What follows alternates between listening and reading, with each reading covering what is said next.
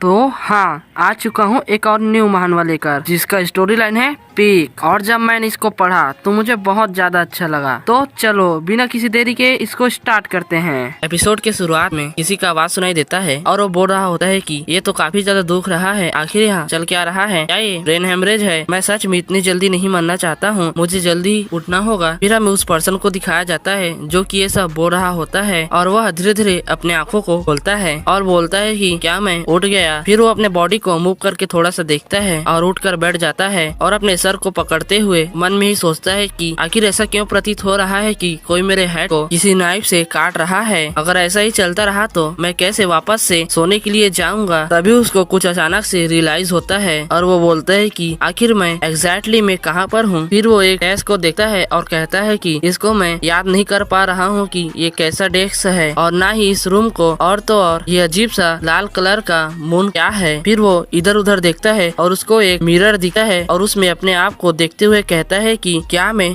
जाओ मिंगरुई हूँ? ये हमारा एमसी है, इसको मैं जाओ या एमसी करके बुलाऊंगा। फिर ये अपने आप को आईने में ही देखते हुए बोलता है कि क्या मैं सच में ट्रांसमिग्रेट हो गया? फिर अपने सर को पकड़ते हुए बोलता है कि अरे नहीं, मैंने ऐसे ही ट्रांसमिग्रेट वाली बहुत सी वेब नोवेल पढ़ी हैं, मुझे सच में नहीं लगा था कि मेरे साथ भी ऐसा कुछ हो जाएगा। फिर वो अपने आप को शांत करता है और बोलता है कि मुझको अपने थॉट को गैदर करना होगा, मुझे जल्दी ही याद करना होगा कि क्या मेरे साथ रिसेंटली में कुछ अनलकी हुआ था। फिर वो पास्ट की चीजों को याद करते हुए बोलता है कि जब मैं काम के बाद घर जा रहा था तो मुझे एक बुक सेल करने वाला मिला था और मुझे याद नहीं कि मेरे साथ क्या हुआ था और मैंने एक बुक खरीद ही लिया। फिर हमें जाओ को दिखाया जाता है जो कि उस बुक में जो लिखा था उसको बोलने लगता है और मैं आपको यहाँ पर बोल के नहीं दिखाऊंगा। ये उस बुक को देखकर रिचुअल करने लगता है और बोलता है कि मैंने उस बुक को देखा और उसमें जो जो इंस्ट्रक्शन लिखे थे उसको देखते हुए मैंने एक रिचुअल परफॉर्म किया मेरे लक को देखने के लिए। फिर नेक्स्ट सीन में हमें दिखाया जाता है जाओ उस बुक को फेंकते हुए कहता है कि आखिर कुछ भी चेंज नहीं हुआ, ये तो पूरी तरह से नॉनसेंस था। फिर हमें प्रेजेंट में दिखाया जाता है, अपने मन में ये बोलता है कि क्या ऐसा हो सकता है, उस लक एनहेंसमेंट रिचुअल के कारण मैं यहाँ पर ट्रांसमिग्रेट हो गया हूँ। तभी फिर से उसका सर वापस से दर्द करने लगता है और उसको किसी व्यक्ति की मेमोरीज याद आने लगती है। फिर हमें इसको दिखाया जाता है जो कि एक ब्रेंच पर बैठा होता है, पीछे पलट कर देखता है और कहता है कि क्लेन मोरेटी ये एक सिटीजन है नॉर्थर्न कॉन्टिनेंट के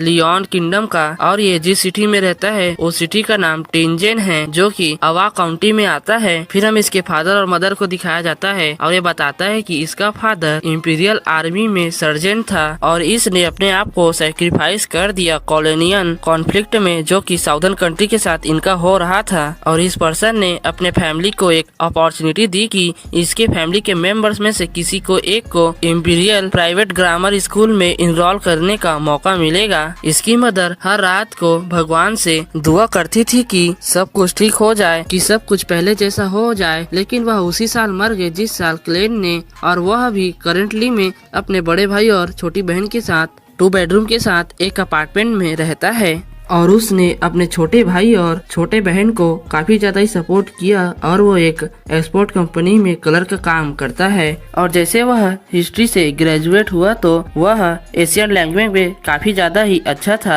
और जो प्रेजेंट का लैंग्वेज है उसे ही पूरे कॉन्टिनेंट में बोला जाता है। और ये जो हार्मेस लैंग्वेज है उसको भी जानता है जो कि प्रेयर, सैक्रिफाइस और एशियन टर्म के अपीयर होने के बाद की जो सारी लैंग्वेज है उससे जुड़ा हुआ है। तभी उसको याद आता है हार्मेस लैंग्वेज। फिर वो नोटबुक की तरफ जाता है और उस बुक में लिखा होता है कि सभी के सभी मर जाएंगे और यहाँ तक कि मैं भी मर जाऊंगा। इसको पढ़कर ये कुछ नहीं बोलता। फिर अपने मन में सोचता है कि आखिर ये हाथ इतने ज्यादा गंदे क्यों हैं। फिर वो अपने हाथ को देखता है, हैरान हो जाता है, कहता है कि क्या ये ब्लड है? मेरा टेम्पल हर्ट कर रहा है, क्या ये सच में वो हो सकता है? ऐसा बोलता ही है और उसका सर और भी ज्यादा तेजी से दर्द करने लगता है। फिर वो अपने आप को जाकर मिरर में वापस से देखता है और उसके सर के साइड में एक छेद होता है। उसको देखते हुए बोलता है कि क्या यहाँ पर मुझको एक बुलेट लगा था? आखिर ये पॉसिबल ही कैसे है? आखिर कोई ऐसे बड़े से घाव के साथ सच में कैसे जिंदा रह सकता है? फिर वो थोड़ा सा हैरान हो जाता है। उसका घाव धीरे धीरे हील होने लगता है और अपने उस घाव को देखते हुए बोलता है कि आखिर यहाँ पर चल क्या रहा है। आगे बोलता है कि मैं कोई इमेजिन नहीं कर रहा हूँ, मैं सच में अभी जिंदा हूँ। ऐसा लगता है कि मेरे साथ ट्रांसमिग्रेट के समय हीलिंग प्रोसेस भी आ गई थी, लेकिन ये बड़ी बात नहीं है। यहाँ पर एक और सवाल है, आखिर मैं कैसे मरा था। फिर वो बंदूक को देखता है और कहता है कि यहाँ पर एक बुलेट मिसिंग है, और उस बुलेट को देखता है जो कि जमीन पर पड़ा होता है, उसमें थोड़ा सा ब्लड लगा होता है, और उसको देखते हुए बोलता है कि अगर मैं सच में क्लियरली सोचूं तो मैं सिर्फ गन शॉट से ही मरा हूँ ऐसा लगता है, लेकिन मुझे याद नहीं आ रहा है कि मैंने सुसाइड किया था या मर्डर हुआ है मेरा। अगर मैंने सुसाइड किया था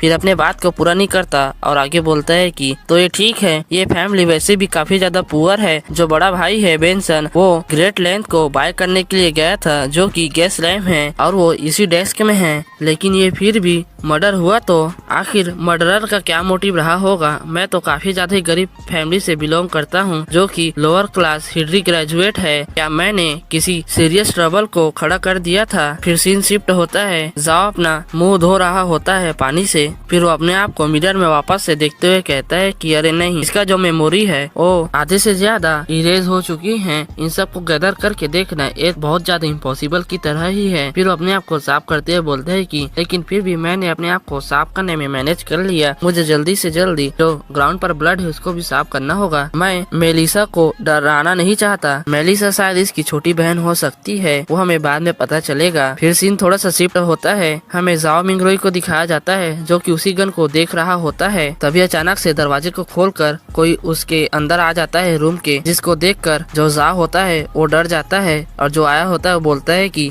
क्लेन आखिर तुम क्या कर रहे हो। तो मैं आप सबको बता दूं, क्लेन इसके इसी रियल बॉडी का नाम है और जाओ मिंगरई इसका पिछले जन्म में जो बॉडी था उसका नाम था, और ये इसकी छोटी बहन होती है और बोलती है कि आखिर तुम यहाँ पर क्या कर रहे हो। फिर जाओ मिंगरई अपनी बहन को समझाते हुए बोलते है कि मैं बस जो फादर है उनकी वॉच को देख रहा था, और तुम तो पहले जैसी ही काफी ज्यादा फुर्तुली हो जो इतनी सुबह उठ गई। जिसको सुनकर उसकी बहन कुछ नहीं बोलती है और उसी को देख रही होती है। फिर ये उससे उसके वॉच को मांग लेती है और देखने लगती है और कहती है कि ये फादर का पॉकेट वॉच है जिसको प्रॉपरली मैं ही सिर्फ पूरी तरह से फिक्स कर सकती हूँ। फिर वो उस वॉच को फिक्स करने लगती है और हम इसके बारे में बताया जाता है। इसका नाम मेलिसा होता है जो कि मार्टिन फैमिली की एक डॉटर है, सबसे यंगेस्ट, और इसकी उम्र 16 साल की है और ये एक स्टूडेंट है जो कि टेंजेंट टेक्निकल स्कूल के स्ट्रीम में पढ़ती है जो कि मैकिनरी डिपार्टमेंट से है। इसका सपना है कि ये बड़ी होकर स्ट्रीम मैकेनिक बने।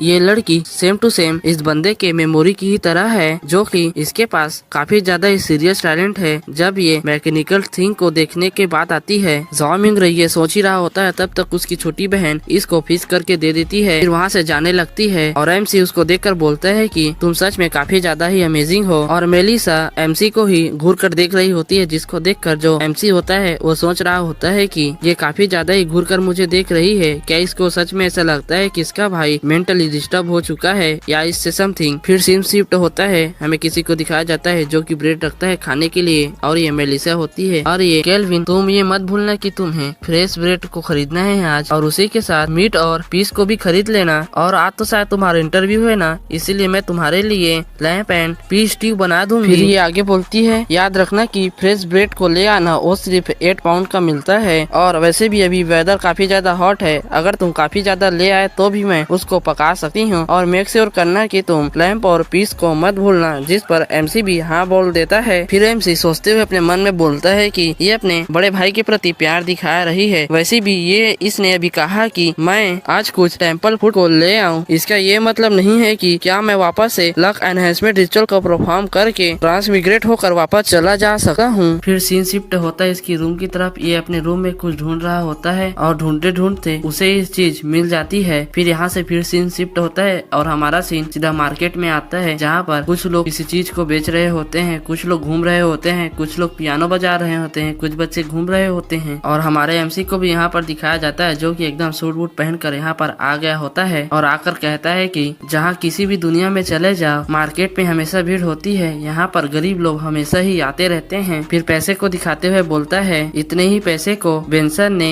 अभी तक सेव किया है। फिर पैसे को प्यार करते हुए बोलता है कि किसी भी दुनिया में चले जाओ, पैसा है ना वह काफी ज्यादा ही क्यूट है। फिर अपने मन में ही कहता है कि सच में मैंने सोचा था कि मैं कभी ट्रांसमिग्रेट होऊंगा तो एक अच्छी फैमिली में होऊंगा, लेकिन मैं एक गरीब फैमिली में ही ट्रांसमिग्रेट हो गया। चलो इन सभी चीजों को छोड़ो, मुझे जल्दी से यहाँ पर फूड खरीद कर वापस जाना है घर और लक एनहेंसमेंट रिचुअल को वापस से परफॉर्म करना है। मैं सच में अभी के अभी घर जाना चाहता हूँ। फिर हमारा सीन यहाँ से फिर से शिफ्ट होता है, एक शॉप का सीन आता है। यहाँ पर एक लेडी होती है जिसका नाम इस्माइलिन है। हमारा MC यहाँ पर आकर गुड मॉर्निंग बोलता है और बोलता है कि मुझे रई ब्रेड चाहिए, वो भी 8 पाउंड, जिस पर ये लेडी भी हाँ बोल देती है। फिर इस्माइलिन पूछती है कि आखिर तुम्हारा बड़ा भाई कहाँ गया है, जिस पर MC बोलता है कि उसको और कुछ दिन लगेंगे आने में। फिर इस्माइलिन बोलती है कि सच में तुम्हारा बड़ा भाई काफी ज्यादा ही हार्ड वर्किंग मैन है, उसे सच में एक अच्छी वाइफ मिलेगी। फिर इन दोनों की और थोड़ी सी फालतू बात चलती है और MC अपने मन में सोचता है इस लेडी को देखकर कि जैसे कि इस बंदे के मेमोरी में है, ये लेडी वैसी की वैसी है, ये बड़े लड़कों को पसंद करती है। मुझे यहाँ से जल्दी चीजों को खरीद कर जाना होगा और मेरा घर मेरे लिए वेट कर रहा है। फिर इस्माइलिन बोलती है कि चलो ठीक है, ये तुम्हारे 9 पीस हो गए, जिसको देखकर MC बोलता है कि सिर्फ 9 पीस, अभी कुछ दिन पहले तो ब्रेड के 11 पीस मिल रहे थे सिर्फ इतने पाउंड्स में, और 2 महीने तो 15 पीस मिल रहे थे, तो आखिर क्या हुआ, इतना जल्दी जल्दी रेट कैसे गिर रहा है। जिस पर इस्माइलिन बोलती है कि कुछ मर्चेंट्स है जिन्होंने इसके लिए प्रोटेस्ट किया था, जिसके कारण इसका रेट बढ़ गया है, जिसको MC भी समझ जाता है। फिर MC वहाँ से को पकड़ कर जाने लगता है और मार्केट में चलते हुए पूछता है, बोल रहा होता है अपने मन में कि मलेशिया ने मुझे लैंप और पीस लाने के लिए भी कहा था। और वहाँ पर हमें एक जोकर को भी दिखाया जाता है जो कि कुछ कार्ड्स को बांट रहा होता है। फिर ये हमारे MC के पास जाता है और बोलता है कि आज रात को यहाँ पर सर्कस शो है, तो आ जाना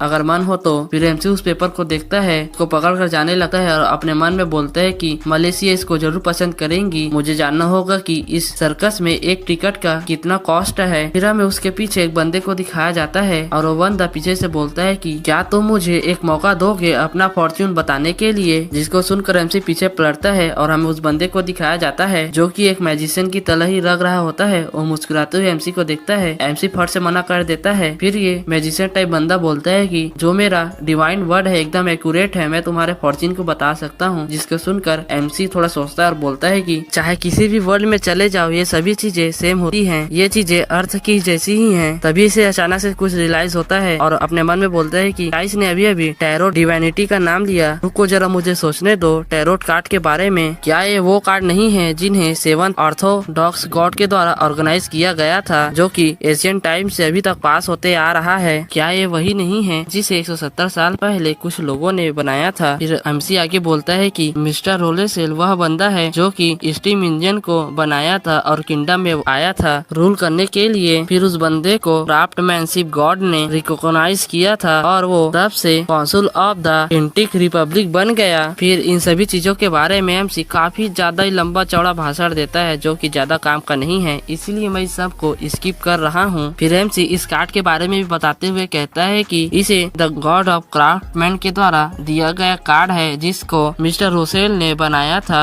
और इसका नाम डिवाइन टैरोट नाम दिया था। लेकिन अभी करंट समय में इस कार्ड को कोई भी नहीं खेलता है। और जब 1198 में फिर था पॉक था, तब the church of the eternal blazing sun और उसके साथ ही सौरन फैमिली और कुछ नोबल फैमिली मिलकर इसके जो फॉर्मल ओनर थे उनको एसेसिनेट करवा दिया गया था। तब से यह कार्ड किसी को नहीं मिला। फिर यहाँ से सीन शिफ्ट होता है, MC को दिखाया जाता है तो उसी बंदे के बाद जू में बैठा होता है। और मैं आप सबको बता दूं ये बंधन ही बंदी है। फिर ये लड़की MC से पूछती है कि सर क्या आप इसे ट्राई करना चाहते हैं, जिस पर MC बोलता है कि ये कितना भी अनरीजनेबल हो फिर भी मैं इसको एक ट्राई तो देना ही चाहूंगा। जिस पर ये बोलती है कि सर आप फर्स्ट पर्सन है यहाँ पर आए हैं आज, इसीलिए आपके लिए यह फ्री होगा। फिर कुछ समय बाद का सीन दिखाया जाता है, ये लड़की मंत्र पढ़ रही होती है। MC को दिखाया जाता है जो कि उसको देखते हुए अपने मन में बोलता है कि ये कार्ड तो अर्थ के जैसा ही है। फिर ये लड़की कार्ड को देते हुए MC को बोलती है कि इन सभी कार्ड को सफल करो। फिर MC रीचेक करते हुए वापस इस लड़की से पूछता है कि मैं एक बार फिर से पूछ रहा हूँ, पक्का ये फ्री है ना? जिस पर ये मैजिशियन बोलती है कि हाँ ये आपके लिए कम्प्लीटली फ्री है। फिर MC इन सभी कार्डों को सफल करने लगता है, सफल करके रख देता है, लड़की को दिखाता है। ये मैजिशियन बोलती है कि नाउ अब आप क्या चाहते हैं डिवाइन से, पास्ट के बारे में, प्रेजेंट के बारे में या फ्यूचर के बारे में जानना चाहते हो? अगेन ये मैजिशियन वापस से बोलती है कि इस कार्ड को वापस से सफल करो और जिसके बारे में आपको आंसर चाहिए उसके बारे में सोचना, ये कार्ड आपको जरूर सेंसेबल एक आंसर देगा। फिर MC थोड़ा सा चिढ़ते हुए उस कार्ड को ले लेता है और अपने मन में सोचता है कि क्या ये मेरे साथ मजाक कर रहा है? मुझे इससे एक बार और पूछ लेना चाहिए कि ये सच में फ्री है या नहीं। एमसी नहीं पूछता और कार्ड को सफल करके उस मैजिशियन को दे देता है और कहता है कि मैंने इसे वापस से सफल कर दिया है, इस बार कोई प्रॉब्लम तो नहीं होगा। जिस पर मैजिशियन मना कर देती है। फिर एक कार्ड को रखते हुए बोलती है कि ये जो कार्ड है वो पास्ट को रिप्रेजेंट करती है और ये वाला कार्ड प्रेजेंट को रिप्रेजेंट करता है और ये सबसे आखिरी वाला कार्ड फ्यूचर को रिप्रेजेंट करता है। ऑलराइट, आखिर तुम सबसे पहले किस कार्ड को देखना चाहते हो? जिस पर एमसी सोचते हुए बोलता है कि चलो सबसे पहले प्रेजेंट वाला कार्ड को देखते हैं। जिस पर मैजिशियन वो प्रेजेंट वाले कार्ड को उठा देती है और वहाँ से एक जीरो कार्ड निकलता है और ये एक फूल है, जिसको एमसी देखकर सोचते हुए बोलता है कि एक फूल कार्ड जिसका नंबर 0 है। अगर मैं अच्छे से याद करूँ तो ये प्रेजेंट को प्रेजेंट करता है। आखिर इसका क्या मतलब है? और इन सभी चीजों की तो एंडलेस पॉसिबिलिटीज निकलती है। ये मैजिशियन कुछ कहने ही वाली होती है, तभी इसके पीछे से एक और लड़की आ जाती है और आते ही चिल्लाने लगती है और इस मैजिशियन से कहती है कि आखिर तुमने फिर से मेरे साथ इम्पर्सनेटिंग क्यों किया? लड़की की आवाज सुनकर मैजिशियन पीछे पलटती है और ये लड़की वापस से कहती है कि चलो जल्दी चलो, ये मत भूलो कि तुम एक एनिमल ट्रेनर हो। फिर वो लड़की इस मैजिशियन को धक्का देते हुए यहाँ से बाहर ले जाने लगती है और कहती है कि जल्दी से वापस चलो। जिस पर मैजिशियन बोलती है कि लोगों को उनका फ्यूचर बताना ये मेरा काम है और ये एक ऐसा काम है जिसको मैं सबसे ज्यादा ही प्यार करती हूँ। जो मेरी डिवाइनेशन वर्ड है वह फॉर्चून को एकदम एक्यूरेट और सीरियसली बताती है। ये लड़की जैसे जैसे करके मैजिशियन को बाहर भेज देती है और राहत की सांस लेती है। एमसी को पीछे पलट के देखती है। एमसी हैरान होता है। लड़की उसके शर्ट से सामने आ जाती है और कहती है कि आपको अपना कार्ड देखना है ना, मैं आपको दिखा सकती हूँ। जिसको सुनकर एमसी हिचकिचाते हुए पूछते है कि क्या ये फ्री होगा? जिस पर ये लड़की मना कर देती है। जिस पर एमसी कहता है कि चलो छोड़ो इसको, मुझे नहीं देखना। फिर वो वहाँ से चला जाता है। सीन शिफ्ट होता है। ये अपने घर जा रहा होता है और जाते हुए सोच रहा होता है कि मैं कितना बड़ा बेवकूफ हूँ जो एक एनिमल ट्रेनर से अपना फॉर्च्यून दिखा रहा था। चलो एटलीस्ट मैंने मेलिसा के दिए हुए टास्क को पूरा कर लिया। फिर अपने बचे हुए पैसे को देखते हुए कहता है कि यहाँ चीजें काफी ज्यादा महंगी है। मैंने बस कुछ फूड को खरीदने के लिए 200 ली और 1 पेनी रुपीस को यूज कर लिया और यहाँ तक कि इसमें तो मेरे जेब के पैसे भी घुस गए। मुझे मेरे बड़े भाई यानी कि बेंसन के लिए काफी ज्यादा ही बुरा लग रहा है। हालांकि मैंने कुछ स्टेपल फूड को भी खरीद लिया है लक इनहेंसमेंट रिचुअल को पूरा करने के लिए। फिर यहाँ से सीन डायरेक्ट शिफ्ट होता है एमसी के घर की तरफ और एक पेपर को पकड़ के कहता है कि चलो पूरा हो गया। आखिर मैंने रिचुअल इनकारनेशन को ट्रांसलेट कर ही दिया। हार्मेन लैंग्वेज को तो ट्रांसलेट करना काफी ज्यादा ही कठिन था। अच्छा हुआ कि इस बंदे के पास एशियन फिजिक्स की कुछ नॉलेज थी और इसी के नॉलेज के कारण मैं इसे ट्रांसलेट कर पाया, वो भी अच्छे से। तभी ये स्टेपल फूड यानी कि ब्रेड को अपने रूम के चारों ओर रख देता है और रख कर मंत्र पढ़ने लगता है। फिर कहता है कि जो ब्लेसिंग स्टेम है वो इमॉर्टल लॉर्ड और हेवन एंड अर्थ का है और इसी बात को ये 2 से 3 बार दोहराते रहता है। फिर इसके पास से कुछ एनर्जी निकलने लगती है। फिर अपने आप से ही पूछते है कि क्या मैं सच में वापस घर जा सकता हूँ? फिर धीरे से अपनी आंखें खोलकर कहता है कि यहाँ कोई इफेक्ट हुआ कि नहीं। तभी इसके सर में अचानक से बहुत ज्यादा दर्द होने लगती है और उसको पकड़ के घुटनों के बल बैठ जाता है और कहता है कि आखिर यहाँ चल क्या रहा है? मेरा हेड काफी ज्यादा ही हर्ट कर रहा है। ऐसा लग रहा है कि कोई मेरे हेड में नेल को घुसा रहा है। मेरा सर फटने वाला है। यहाँ तक कि मैं अपने आँखों को ठीक से खोल भी नहीं पा रहा हूँ। आखिर कौन है जो मुझसे बात करने की कोशिश कर रहा है? मैं ऐसे ही इतनी आसानी से गिव अप नहीं कर सकता हूँ। नेक्स्ट सीन में हम देखते हैं ये अपनी आंखों को धीरे धीरे करके खोलता है। अपने आप से ही कहता है कि क्या मैं उठ गया? आखिर ये कौन सी जगह है? हमें दिखाया जाता है इसके आसपास काफी ज्यादा ही रेड बॉल्स घूम रही होती है। आखिर ये क्या है? टच करके देखता है। इसको थोड़ा सा झटका टाइप लगता है। वो एनर्जी बॉल्स ग्लोइंग करने लगती इसके अंदर चली जाती है। ये पीछे पलट कर देखता है और कहता है कि अरे नहीं। तभी यहाँ से सीन शिफ्ट होती है। हमें एक मिरर को दिखाया जाता है और उससे कोई बोल रहा होता है कि मैजिक मिरर जल्दी से जाग जाओ। हमें दिखाया जाता है यह एक लेडी होती है और ये हाथ जोड़ते हुए कहती है कि मैं तुम्हें कमांड देती हूँ कि तुम अवेकन हो जाओ। इस लड़की का नाम ऑड्रे हॉल है। मैं इसको ऑड्रे बोलूंगा। जब ये सब कर लेती है तो एक मुंह फुलाते हुए कहती है कि ये जरा सा भी काम नहीं किया। फादर ने मुझसे पक्का ही झूठ बोला था। फिर ये मुंह फेरते हुए वहाँ से जाते हुए कहती है कि फादर ने मुझसे कहा था कि ये जो मिरर है वह एशियन सोलोमन एम्पायर के डार्क एम्परर की है, जो कि एक एक्स्ट्रा ऑर्डिनरी ट्रेजर है। ये जा ही रही होती है। तभी पीछे पलट के देखती है। मिरर से वही रेड एनर्जी बाहर निकलने लगती है। ये देखकर हैरान हो जाती है। फिर यहाँ से डिसअपियर हो जाती है। फिर यहाँ से सीन वापस से शिफ्ट होता है। एक बड़े से बोट को दिखाया जाता है। वहाँ पर एक बंदा होता है जिसका जिसका नाम एल्गर विल्सन है। ये अपने हाथों में किसी चीज को पकड़ा हुआ होता है और आसमान की तरफ देखते हुए कहता है कि हम लोग अभी भी बहुत छोटे हैं। जो घोर शार्क ब्लड है उससे, तभी उसके हाथ में जो चीज होती है उससे वही रेड एनर्जी निकलने लगती है, जिसको देख कर भी हैरान होता है। फिर वहाँ पर बहुत ज्यादा रोशनी चमकने लगती है। फिर यहाँ से भी यह डिसअपियर हो जाता है। फिर यहाँ से सीन शिफ्ट होता है। एमसी को दिखाया जाता है जो कि एक अजीब से प्लेस में आ गया होता है। उसके सामने दो लोग खड़े हुए होते हैं और जिसको देख कर एमसी बोलता है कि आखिर ये लोग कौन है। और ये कोई नहीं, ये दोनों है। और ड्रिया बोलती है कि एक्सक्यूज मी सर, आखिर ये कौन सी जगह है। जिस पर ऑड्रे बोलता है कि आखिर तुम यहाँ पर करना क्या चाहते हो। एमसी इन दोनों की बातों को सुन पाता है और कहता है कि ये लोग लियोन लैंग्वेज में बात कर रहे हैं। आखिर मैं यहाँ पर क्या कर रहा हूँ? क्या मैं यहाँ पर इसीलिए आ पाया क्योंकि मैंने लक एनहांसमेंट रिचुअल को परफॉर्म किया था और शायद इसी कारण ये पीपल भी मेरे साथ यहीं पर आ गए। अगर ऐसी ही बात है तो मुझे अपने वॉइस को और शार्प करना होगा और इन दोनों का फायदा उठाते हुए कुछ यूजफुल इंफॉर्मेशन को गेन करना होगा। फिर एमसी मुस्कुराते हुए उनसे कहता है कि ये तो क्लेन उन दोनों से कहता है ये मेरी एक कोशिश थी। क्लेन की बातें सुनकर वे दोनों हैरान हो जाते हैं। लड़की ऑन्ड्रे कहती है अगर आपकी कोशिश पूरी हो गई तो क्या मैं अपने घर जा सकती हूँ? क्लेन कहता है बिल्कुल, अगर तुम चाहो तो मैं तुम्हें अभी भी वापस भेज सकता हूँ। क्लेन की बात सुनकर ऑन्ड्रे मन में सोचती है ऐसा नहीं लगता कि आदमी का कोई गलत इरादा है। मुझे हमेशा से कुछ ऐसा ही एक्सपीरियंस करना था क्योंकि मुझे मिस्ट्री और सुपरनेचुरल चीजें पसंद है। लड़की की बात सुनकर क्लेन मन में सोचता है सच में ये लड़की तो कुछ ज्यादा ही एक्साइटमेंट में है। अब क्लेन मन में बोलता है जैसे कि मैंने कहा मैं इस दुनिया का होस्ट हूँ, क्या यह मेरे लिए थोड़ा गलत नहीं होगा कि मैं यहाँ खड़ा रहूं और सवालों के जवाब देता रहूं? मुझे लगता है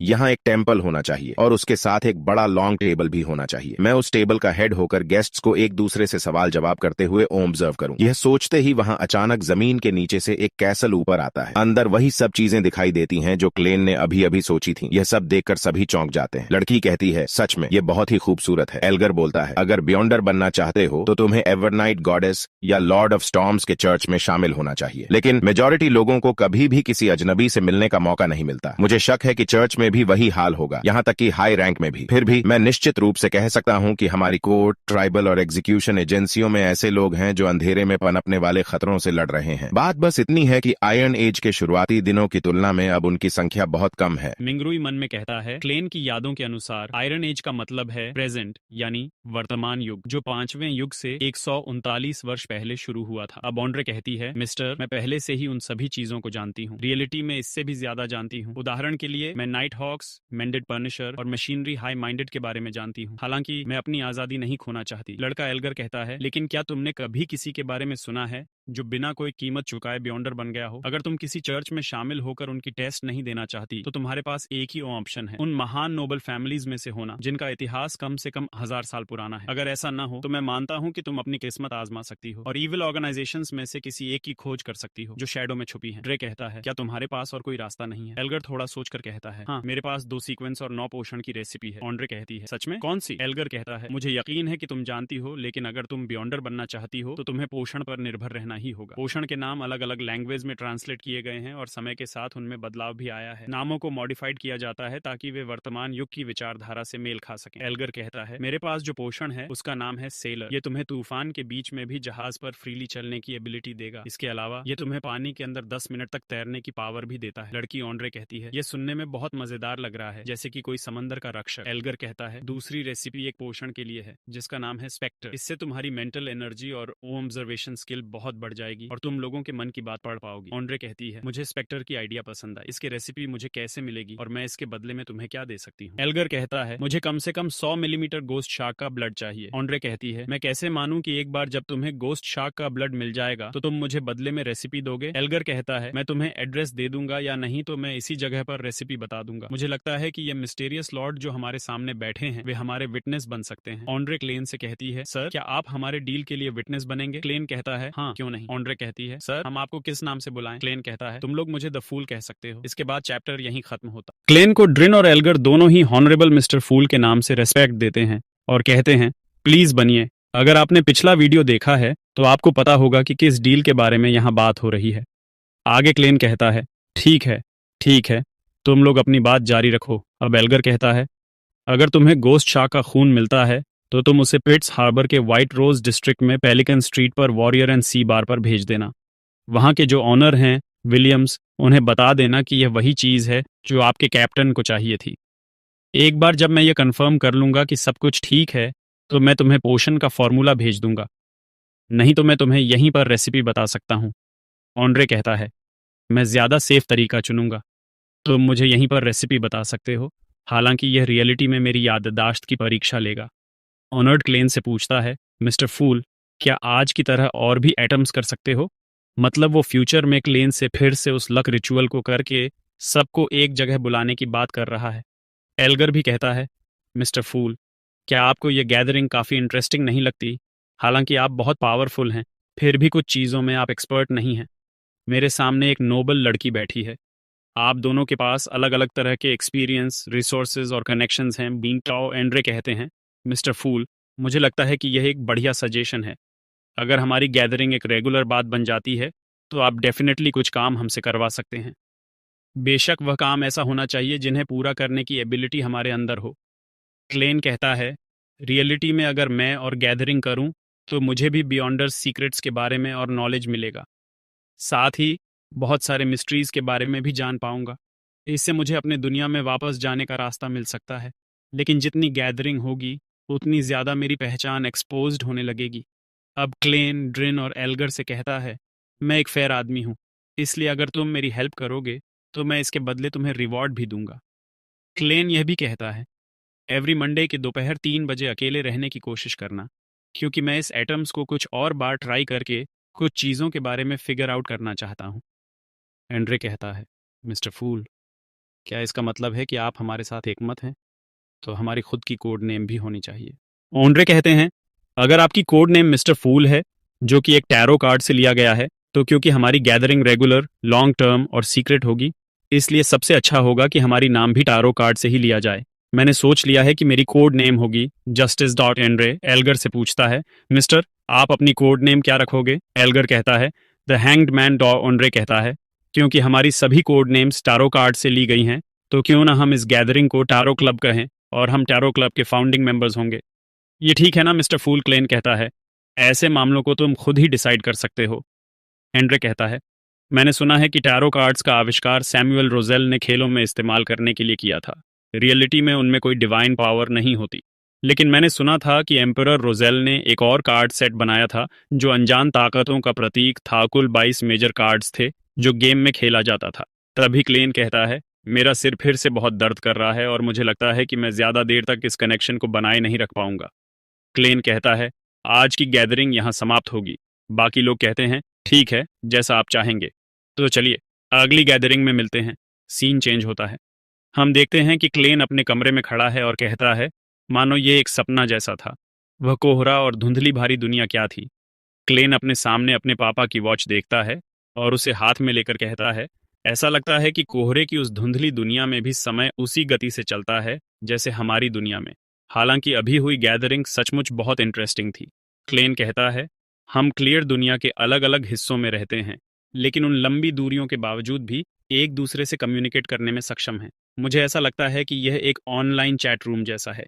क्लेन कहता है, ऐसा लगता है कि मैं पृथ्वी पर वापस नहीं जा पाऊंगा, कम से कम इतने शॉर्ट टाइम में तो बिल्कुल भी नहीं। आज से मैं यहाँ कोई झांग मिंगरुई नहीं रहूंगा, बल्कि बस क्लीन मोरेटी रहूंगा। सीन चेंज होता है। एल्गर विल्सन के शिप पर है, जहां वह कहता है, मैं वापस आ गया। तभी उसके हाथ में डायमंड टूटकर बिखर जाता है और उसके हाथ में एक निशान बन जाता है। एल्गर शिप के अंदर जाता है। वहां एक बंदा कहता है, मैं हार नहीं मानूंगा। एल्गर कहता है, मुझे पता है कैप्टन, आप हार नहीं मान सकते। तभी एल्गर उसकी गर्दन पकड़कर एक झटके में उसकी गर्दन मोड़ देता है और उसे समंदर में फेंक देता है। वहां एक और व्यक्ति आता है और पूछता है, क्या हुआ? एल्गर कहता है, कैप्टन भाग गया है, लेकिन रियलिटी में अभी भी उसके पास कुछ बियॉन्डर पावर्स हैं। एल्गर कहता है, जो भी हो उसे भूल जाओ, वह सेकेंडरी इंपॉर्टेंट था। और हाँ, टाइडेरा का यह गोस्ट शिप खोजने के लिए हमें रिवॉर्ड दिया जाएगा। हम देखते हैं कि शिप खुद ब खुद कहता है, अब एक नया युग शुरू होने जा रहा है। इस वीडियो को यहीं समाप्त करते हैं। ओंड्रे के कमरे में हल्की रोशनी थी। उसकी आंखों में अभी भी सपने के दृश्य तैर रहे थे। जैसे ही वह उठने लगी, दरवाजे पर धीमी सी दस्तक हुई। ऑन्ड्रे की आवाज कांप गई। एनी, क्या यह तुम हो? बाहर से एक गहरी और सम्मानजनक आवाज आई। मेरी लेडी, क्या मैं अंदर आ सकता हूँ? ऑन्ड्रे ने हल्की मुस्कान के साथ कहा, हाँ, तुम अंदर आ सकते हो। दरवाजा धीरे धीरे खुला और एनी अंदर आई। वह एक विनम्र लेकिन तेज तर्रार सेविका थी। आपको जल्दी तैयार होना होगा, उसने कहा, मानो हर पल कीमती हो। एनी ने अलमारी की ओर बढ़ते हुए पूछा, आप कौन सी ड्रेस पहनना पसंद करेंगी माय लेडी? ऑन्ड्रे ने बिना सोचे कहा, मुझे वही ड्रेस पहननी है जो मेरे 17वें जन्मदिन पर मिसेस गिनिया ने डिजाइन की थी। एनी का चेहरा गंभीर हो गया। उसने धीरे से कहा, आप वह ड्रेस नहीं पहन सकती। आपने उसे पहले ही एक औपचारिक अवसर पर पहना था। अगर आप इसे फिर पहनेंगी तो लोग सोचेंगे कि हॉल फैमिली की आर्थिक स्थिति ठीक नहीं है। ऑन्ड्रे के चेहरे पर हल्की उदासी छा गई। लेकिन मुझे वह ड्रेस पसंद है, उसने धीमे स्वर में कहा। एनी ने मुस्कुराकर कहा, आप उसे घर में पहन सकती हैं माय लेडी, लेकिन किसी औपचारिक अवसर पर नहीं। कुछ और ट्राई कीजिए। थोड़ी देर सोचने के बाद ऑन्ड्रे ने कहा, ठीक है, फिर मिस्टर सेट्स के दिए हुए उस लोटस एम्ब्रॉयडरी वाले फुल स्लीव गाउन को पहनाओ। एनी ने सिर झुकाकर कहा, बहुत बढ़िया चुनाव माय लेडी। एनी और एक अन्य सेवक ने ऑन्ड्रे को ड्रेस पहनाई। ड्रेस के भारी कपड़े में सजी ऑन्ड्रे किसी राजकुमारी से कम नहीं लग रही थी। तभी दरवाजे पर एक और दस्तक हुई। ऑन्ड्रे के पिता अंदर आए। उन्होंने अपनी बेटी को देखा और उनकी आंखों में गर्व की चमक थी। मेरी ब्राइटेस्ट ज्वेल, अब चलना चाहिए, उन्होंने कहा। ऑन्ड्रे ने मुस्कुराकर कहा, प्लीज पापा, मुझे ऐसे मत बुलाइए। ऑन्ड्रे के पिता ने अपना बायां हाथ आगे बढ़ाया, लेकिन ऑन्ड्रे ने धीरे से कहा, मैं आपके दाएं साइड में चलूंगी पापा। लेफ्ट साइड माँ की जगह है और मैं उनकी जगह कभी नहीं लेना चाहती। उनकी आंखों में नमी थी, लेकिन उन्होंने सिर हिलाया और कहा, तुम बिल्कुल अपनी माँ जैसी हो। सीन बदलता है। ब्रिट्स आइलैंड के रॉयल नेवी बेस पर हलचल थी। ऑन्ड्रे और उनके पिता जहाज से उतरते हैं। एक विशाल जहाज बेस पर खड़ा था। आसमान में हलचल हुई और एक एयरशिप प्रकट हुआ। ऑन्ड्रे की नजरें चमक उठी। ये तो किंग का एयरशिप है। एयरशिप धीरे धीरे नीचे उतरा और लोएन किंगडम के राजा किंग थर्ड जॉर्ज बाहर आए। ऑन्ड्रे मन ही मन सोचने लगी, इस लोहे के युग में जहां हर ओर भाप और बंदूकों का बोलबाला है, ऐसे समय में कुछ योद्धा अभी भी फुल मेटल कवच पहनते हैं। क्या यह कोई हायर रैंकर योद्धा होगा? राजा के साथ लोएन किंगडम के प्रधानमंत्री नेगन थे। उन्होंने ऊंचे स्वर में कहा, लेडीज एंड जेंटलमैन, यह है वह जहाज जो इतिहास रचेगा, आयरन क्लैड वॉरशिप। नेगन ने आगे कहा, यह जहाज 101 मीटर लंबा और 21 मीटर चौड़ा है। इसका कवच 457 मिलीमीटर मोटा है और इसका कुल वजन 1066 टन है। ये किसी भी अन्य जहाज से कहीं अधिक शक्तिशाली है। नेगन ने राजा की ओर देखा और कहा, महाराज, कृपया इस जहाज का नामकरण करें। राजा जॉर्ज ने मुस्कुराकर कहा, इसकी यात्रा प्रिट्सबर्ग से शुरू हुई है, इसलिए इसका नाम होगा प्रिट्स। जनसमूह ने तालियों की गड़गड़ाहट के साथ इस नाम का स्वागत किया। नेगन ने गर्व से कहा, अब 7 समंदरों के साथ पायरेट्स हमसे डरेंगे। यह शापित जहाजों और घोस्ट शिप्स का युग समाप्त हो गया है। अब से आयरन क्लैड वॉरशिप समंदर पर राज करेगा। भीड़ में एक लड़के ने साहस के साथ कहा, माय लॉर्ड, क्या आपको नहीं लगता कि अन्य पायरेट्स भी ऐसे जहाज बना सकते हैं? नेगन ने मुस्कुराकर जवाब दिया, यह असंभव है। ऐसे जहाज बनाने के लिए भारी मात्रा में स्टील फैक्ट्री, कोयला, वैज्ञानिक, इंजीनियर और अन्य संसाधन चाहिए। यह पायरेट्स के लिए बेहद कठिन है। जनसमूह ने उत्साह से जश्न मनाया क्योंकि नेगन ने घोषणा की, अब गन्स और जाइंट वॉरशिप का युग शुरू होने जा रहा है। सीन फिर बदलता है। क्लेन मोर्टी अपने घर में बैठा था। उसने अपने हाथ की ओर देखा जहां चौथे डॉट पर स्क्वायर शेप का निशान बन चुका था। वह सोचने लगा, यह तो वैसा ही है जैसा मैंने लक रिचुअल के दौरान किया था। शायद अब मुझे भविष्य में लक रिचुअल करने के लिए स्टेपल फूड की जरूरत नहीं होगी। मंत्र उच्चारण से ही यह संभव होगा। क्लेन ने लंबी सांस ली और बेड पर लेट गया। आधी रात के समय उसकी आंख खुली। घड़ी की ओर देखते हुए उसने कहा, यहाँ का समय पृथ्वी की तरह ही चलता है, लेकिन मैं अभी भी नहीं जानता कि यहाँ का 1 घंटा पृथ्वी के 1 घंटे के बराबर है या नहीं। उसकी भूख तेज हो गई और उसने कोनों में रखे स्टेपल फूड को फ्राई कर लिया। आलू के साथ उस खाने का स्वाद लेते हुए क्लेन ने सोचा, यहाँ की दुनिया भी कम अजीब नहीं है। और इसी के साथ एपिसोड खत्म होता है। एपिसोड की शुरुआत में हम मिंग रुई को देखते हैं जो क्लाइन मोरेटी के शरीर में है। वह कहता है कि ऐसा लग रहा है कि मैं अपनी दुनिया में फिर से वापस नहीं जा पाऊंगा। यहाँ रहते हुए मेरी पहली और सबसे बड़ी प्राथमिकता लोगों से कनेक्ट होना होगी। इसके लिए मुझे जस्टिस और द हैंग्ड मैन की तरह सोचना होगा। यहाँ जस्टिस यानी ऑड्री हॉल और द हैंग्ड मैन यानी एल्जर विल्सन की बात हो रही है। मिंग रुई, जो अभी क्लाइन मोरेटी के शरीर में है, कहता है कि मेरी किस्मत अच्छी है क्योंकि क्लाइन जो कुछ भी करता था उसे अपनी डायरी में लिखता था। इससे मैं कुछ जानकारी जुटा सकता हूं कि आखिर उसके साथ क्या हुआ। क्या उसने सुसाइड किया था या उसका मर्डर हुआ था? अब मिंग रूल को क्लाइन मोरेटी की डायरी में कुछ मिलता है जिसे देखकर वह सरप्राइज हो जाता है। डायरी में लिखा था कि क्लाइन के साथ 2 और लोग थे, एक लड़की जिसका नाम नाया और एक लड़का जिसका नाम वेल्स था। ये तीनों ही हिस्ट्री के स्टूडेंट्स थे जिन्हें चौथे युग के बारे में कुछ पता चलता है। मिंग रूई कहता है कि चौथा युग जो आयरन युग से पहले था, 4 साम्राज्यों का युग था। 1 सोलोमन एम्पायर, 2 ट्यूडर एम्पायर, 3 ट्रूनसोस्ट एम्पायर, 4 और चौथा साम्राज्य जो अननोन है। यह युग बहुत ही मिस्टीरियस था क्योंकि इसमें गॉड्स और गॉड्स डिसेंडेंट्स भी हुआ करते थे। मिंग रुई कहता है कि शायद क्लाइन, जो हिस्ट्री का स्टूडेंट था, ने इस युग में कुछ ऐसा खोजा होगा जो उसकी मौत का कारण बना। अब वह डायरी में कुछ और क्लू ढूंढता है। उसमें लिखा था कि नाया ने क्लाइन मोरेटी से कहा था कि चौथे युग का अननोन साम्राज्य शायद हॉर्नेक माउंटेन की चोटी पर हो, जिसकी ऊंचाई लगभग 6000 मीटर है। ये जानकारी उन्हें चौथे युग की एक नोटबुक से मिली थी, लेकिन डायरी यहीं खत्म हो जाती है। 27 जून को मिंग रूल को याद आता है कि 28 जून को वह इस दुनिया में क्लाइन मोरेटी के शरीर में ट्रांसमाइग्रेट हुआ था। इसके बाद क्लाइन मोरेटी के दरवाजे पर जोर जोर से कोई नॉक करता है। वह डर जाता है और अपनी पिस्तौल छुपा देता है। दरवाजा खोलने पर माउंटबेटन नाम का एक पुलिस ऑफिसर दिखाई देता है। उसके साथ 3 और पुलिस ऑफिसर्स होते हैं। पुलिस पूछताछ शुरू करती है। वे पूछते हैं कि क्या वह वेल्स मैकग्रोवी को जानता है। क्लाइन बताता है कि वे यूनिवर्सिटी में क्लासमेट थे और साथ में चौथे युग के एक डॉक्यूमेंट पर काम कर रहे थे। इसके बाद पुलिस उसे बताती है कि वेल्स और नाया की मौत हो चुकी है। वेल्स ने दीवार में सिर पटक कर सुसाइड किया, जबकि नाया ने बेसिन में डूबकर जान दी। लेकिन पुलिस को इन दोनों पर किसी बाहरी हमले के निशान नहीं मिले। आखिर में पुलिस क्लाइन मोरेटी की डायरी को उठाने ही वाली होती है, जिसे वह छुपाना भूल गया था। यहीं पर एपिसोड खत्म हो जाता है। के घर पर 3 पुलिस ऑफिसर इंस्पेक्शन के लिए आया होता है और उन लोगों से पता चलता है कि क्लेन की यूनिवर्सिटी में जो 2 क्लोज फ्रेंड था, यानी वेल्स और नाया, दोनों ही अनएक्सपेक्टेड तरीके से सुसाइड करके मर चुका है। अब इसके आगे कहानी में हम देखते हैं कि इंस्पेक्शन करने आया हुआ उन 3 पुलिस ऑफिसर में से एक ऑफिसर के हाथ लगता है क्लेन मोरेटी के सीक्रेट नोटबुक, जिसे मिंग रुई छुपाना भूल गया था। अब वो ऑफिसर नोटबुक से एक पन्ना खोल के क्लेन को कहता है, इसका क्या मतलब हुआ।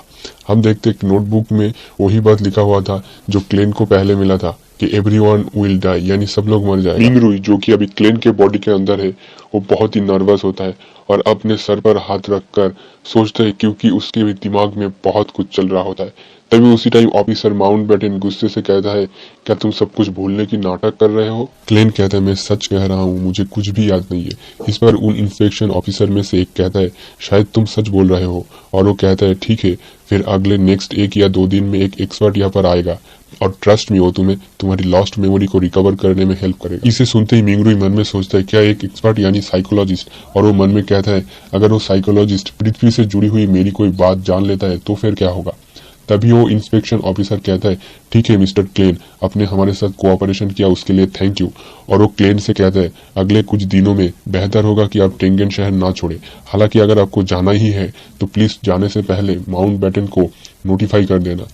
अगर आपने ऐसा नहीं किया तो आप दोषी माने जाओगे। क्लेन कहता है, ठीक है, मैं समझ गया। उसके बाद वो ऑफिसर लोग वहां से जा रहा होता है तो क्लेन सोचता है मन में, क्या ये लोग मुझसे और सवाल नहीं पूछेगा या आगे जाके शायद मुझे वापस पुलिस स्टेशन में ले जाके जानकारी निकलने की कोशिश करेगा। तभी वहां से एक ऑफिसर जाते हुए क्लेन को कहता है, तुम सच में बहुत लकी हो, क्योंकि आमतौर पर ऐसे केस से जुड़ा हुआ सभी लोग मर जाते हैं, पर हम लोग खुश है ये देखकर कि तुम जिंदा हो। उसके बाद वो लोग वहां से चला जाता है और क्लेन उस पुलिस ऑफिसर की कही हुई उन बातों को दिमाग में सोच रहा होता है। तभी वो कहता है, अगर ये डेंजरस है तो उन्हें मुझे प्रोटेक्ट करना चाहिए, है ना। और वो दरवाजा खोल के जोर से चिल्ला के उन ऑफिसर को कहता है, क्या तुम लोग मुझे प्रोटेक्ट तो करोगे ना। पर वो ऑफिसर बिना कुछ कहे वहां से हंसते हुए चला जाता है। उनके चले जाने के बाद क्लेन अब उसके बेड के नीचे से उस पिस्तौल को निकाल के देखता है वो सही जगह पर है या नहीं। उसके बाद वो कहते हैं, चलो अब मैं मेलिसिया के घर आने से पहले उसके लिए खाने में कुछ बना देता हूँ, क्योंकि अभी समय आ गया है उसे दिखाने की असल में भोजन कैसे बनता है। और मिंग रुई कहता है कि वो अगर पूछता है कि क्लेन को खाना बनाना कैसे आता है तो मैं इसका ब्लेम वेल्स पर डाल दूंगा, क्योंकि वो अभी मर चुका है तो वो मुझे झूठा नहीं ठहरा सकता। उसके बाद हम देखते हैं क्लेन अपने बहन के लिए खाना बना रहा होता है और उसकी बहन मेलिसिया घर आके देखता है उसकी भाई खाना बना रहा होता है और खाने का स्मेल भी बहुत अच्छा है। अब मेलिसिया क्लेन का बनाया हुआ खाना ट्राई करते हैं जो कि बहुत ही लजीज था और मेलिसिया क्लेन के खाने की तारीफ करता है। खाना खाने के बाद मेलिसिया प्लेट को साफ करके क्लेन को गुड नाइट करके सोने चला जाता है। नेक्स्ट डे हम देखते हैं क्लेन नींद से उठता है और उसकी दरवाजे पर कोई नॉक कर रहा होता है। क्लेन पूछता है कौन है। इस पर वो बाहर वाला आदमी कहता है, ये मैं हूँ, डन स्मिथ। और हम देखते कि स्मिथ वही इंस्पेक्शन ऑफिसर है जो कल क्लेन के घर आया था। क्लेन कहता है, कुछ हुआ है क्या। इस पर स्मिथ कहता है कि हमें एक कोचमैन मिला था जिसने ये कंफर्म किया है कि 27 तारीख को यानी मिस्टर वेल्स और मिस्टर नया के मृत्यु के दिन तुम मिस्टर वेल्स के रेसिडेंस यानी घर पर गए थे।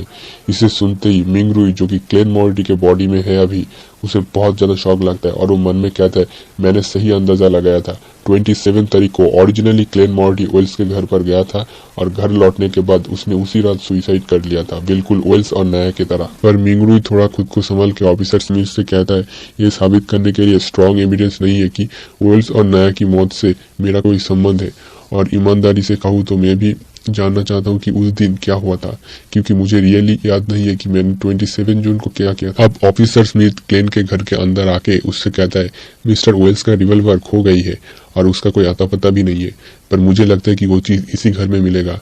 क्या ये मैंने सही कहा ना मिस्टर क्लेन? इसे सुनकर क्लेन को और ज्यादा शौक लगता है और वो मन में कहता है तो इसका मतलब वो जो गन था वो वेल्स का था।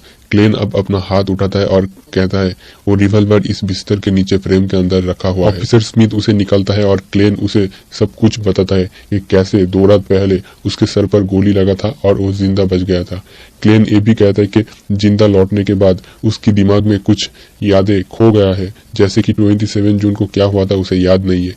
ये सब सुनकर ऑफिसर स्मिथ कहता है तुम्हारी ये सभी बात अतीत में हुई एक इंसिडेंट से मिलता जुलता है, बेशक मुझे नहीं पता तुम कैसे बच गए। इस पर क्लेन कहता है कि जब तक आप मुझ पर विश्वास करते हो मैं भी नहीं जानता कि मैं कैसे बच गया। स्मिथ कहता है कि इससे कोई फर्क नहीं पड़ता कि मैं तुम पर भरोसा करता हूँ या नहीं, क्योंकि तुम अभी बहुत बड़ी सस्पेक्ट हो। स्मिथ अब क्लेन से कहता है क्या तुम हमारे इन्वेस्टिगेशन के साथ कोऑपरेशन करके पुलिस स्टेशन चलोगे तो ये मामला 1 या 2 दिन में खत्म हो जाएगा। क्लेन कहता है पर आपने कहा था कि एक्सपर्ट को आने में कम से कम 2 दिन लगेगा।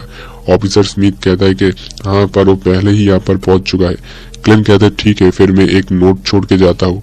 क्लेन सोचता है मेरे पास कोई हथियार नहीं है और ना ही लड़ने की एबिलिटी है, और मुझे ये भी नहीं पता कि बाहर कितने पुलिस इंतजार कर रहे हैं। अगर वो अपने गन्स निकल के मुझ पर फायर कर देता है तो मैं तो खत्म हो जाऊंगा। पर क्लेन कहता है जो भी हो मुझे एक बार में एक ही कदम उठाना होगा। उसके बाद नेक्स्ट सीन में हम देखते कि क्लेन गाड़ी में बैठने ही वाला था, तभी वहाँ पर एक छोटा लड़का एक आदमी से कुछ चुरा के भागने ही वाला था, पर उसे पकड़ लिया जाता है और वहाँ पर कुछ लफड़ा स्टार्ट हो जाता है। इसी का फायदा उठाकर क्लेन वहां से भाग जाता है और भागते हुए वो कहता है जब तक मैं शहर से भाग सकता हूँ मुझे एक्सपर्ट यानी साइकोलॉजिस्ट से मिलने की जरूरत नहीं पड़ेगी। तभी क्लेन को याद आता है कि बैकलैंड के बारे में, जहाँ पर पॉपुलेशन बहुत ज्यादा है, और वो सोचता है कि वहाँ पर छुपना आसान भी होगा, और क्लेन एक गाड़ी पकड़ने के लिए दौड़ता है। क्लेन के सामने एक गाड़ी आके रुकता है और वो उससे कहता है कि जल्दी करो और मुझे शहर के बाहर घाट पर ले चलो, और हम देखते हैं कि वो गाड़ी शहर की तरफ जाने की बजाय दूसरी तरफ जा रहा होता है। तो क्लेन कहता है तुम कहाँ लेके जा रहे हो? गाड़ी चलाने वाला कहता है वेल्स के रेसिडेंस पर, और हम देखते कि गाड़ी चलाने वाला और कोई नहीं ऑफिसर स्मिथ है। उसके बाद नेक्स्ट सीन में हम देखते क्लेन नींद से उठता है और कहता है थैंक गॉड ये सिर्फ एक सपना था। क्लेन अपनी घड़ी को देखते हैं जहाँ पर सुबह के 2:30 बज चुका है और वो बेड से उठकर जाने ही वाला था। तभी क्लेन एक आदमी को देखता है जो कि उसके घर के अंदर ही था। उसे देखते ही क्लेन कहता है ये तो वही आदमी है, ऑफिसर डन स्मिथ। क्लेन कहता है क्या अभी भी मैं सपना ही देख रहा हूँ? इस पर हम देखते हैं वो आदमी हैट निकल कर कहता है मैं अपना इंट्रोड्यूस फिर से देता हूँ, मैं हूँ डन स्मिथ और मैं एक नाइट हॉक हूँ।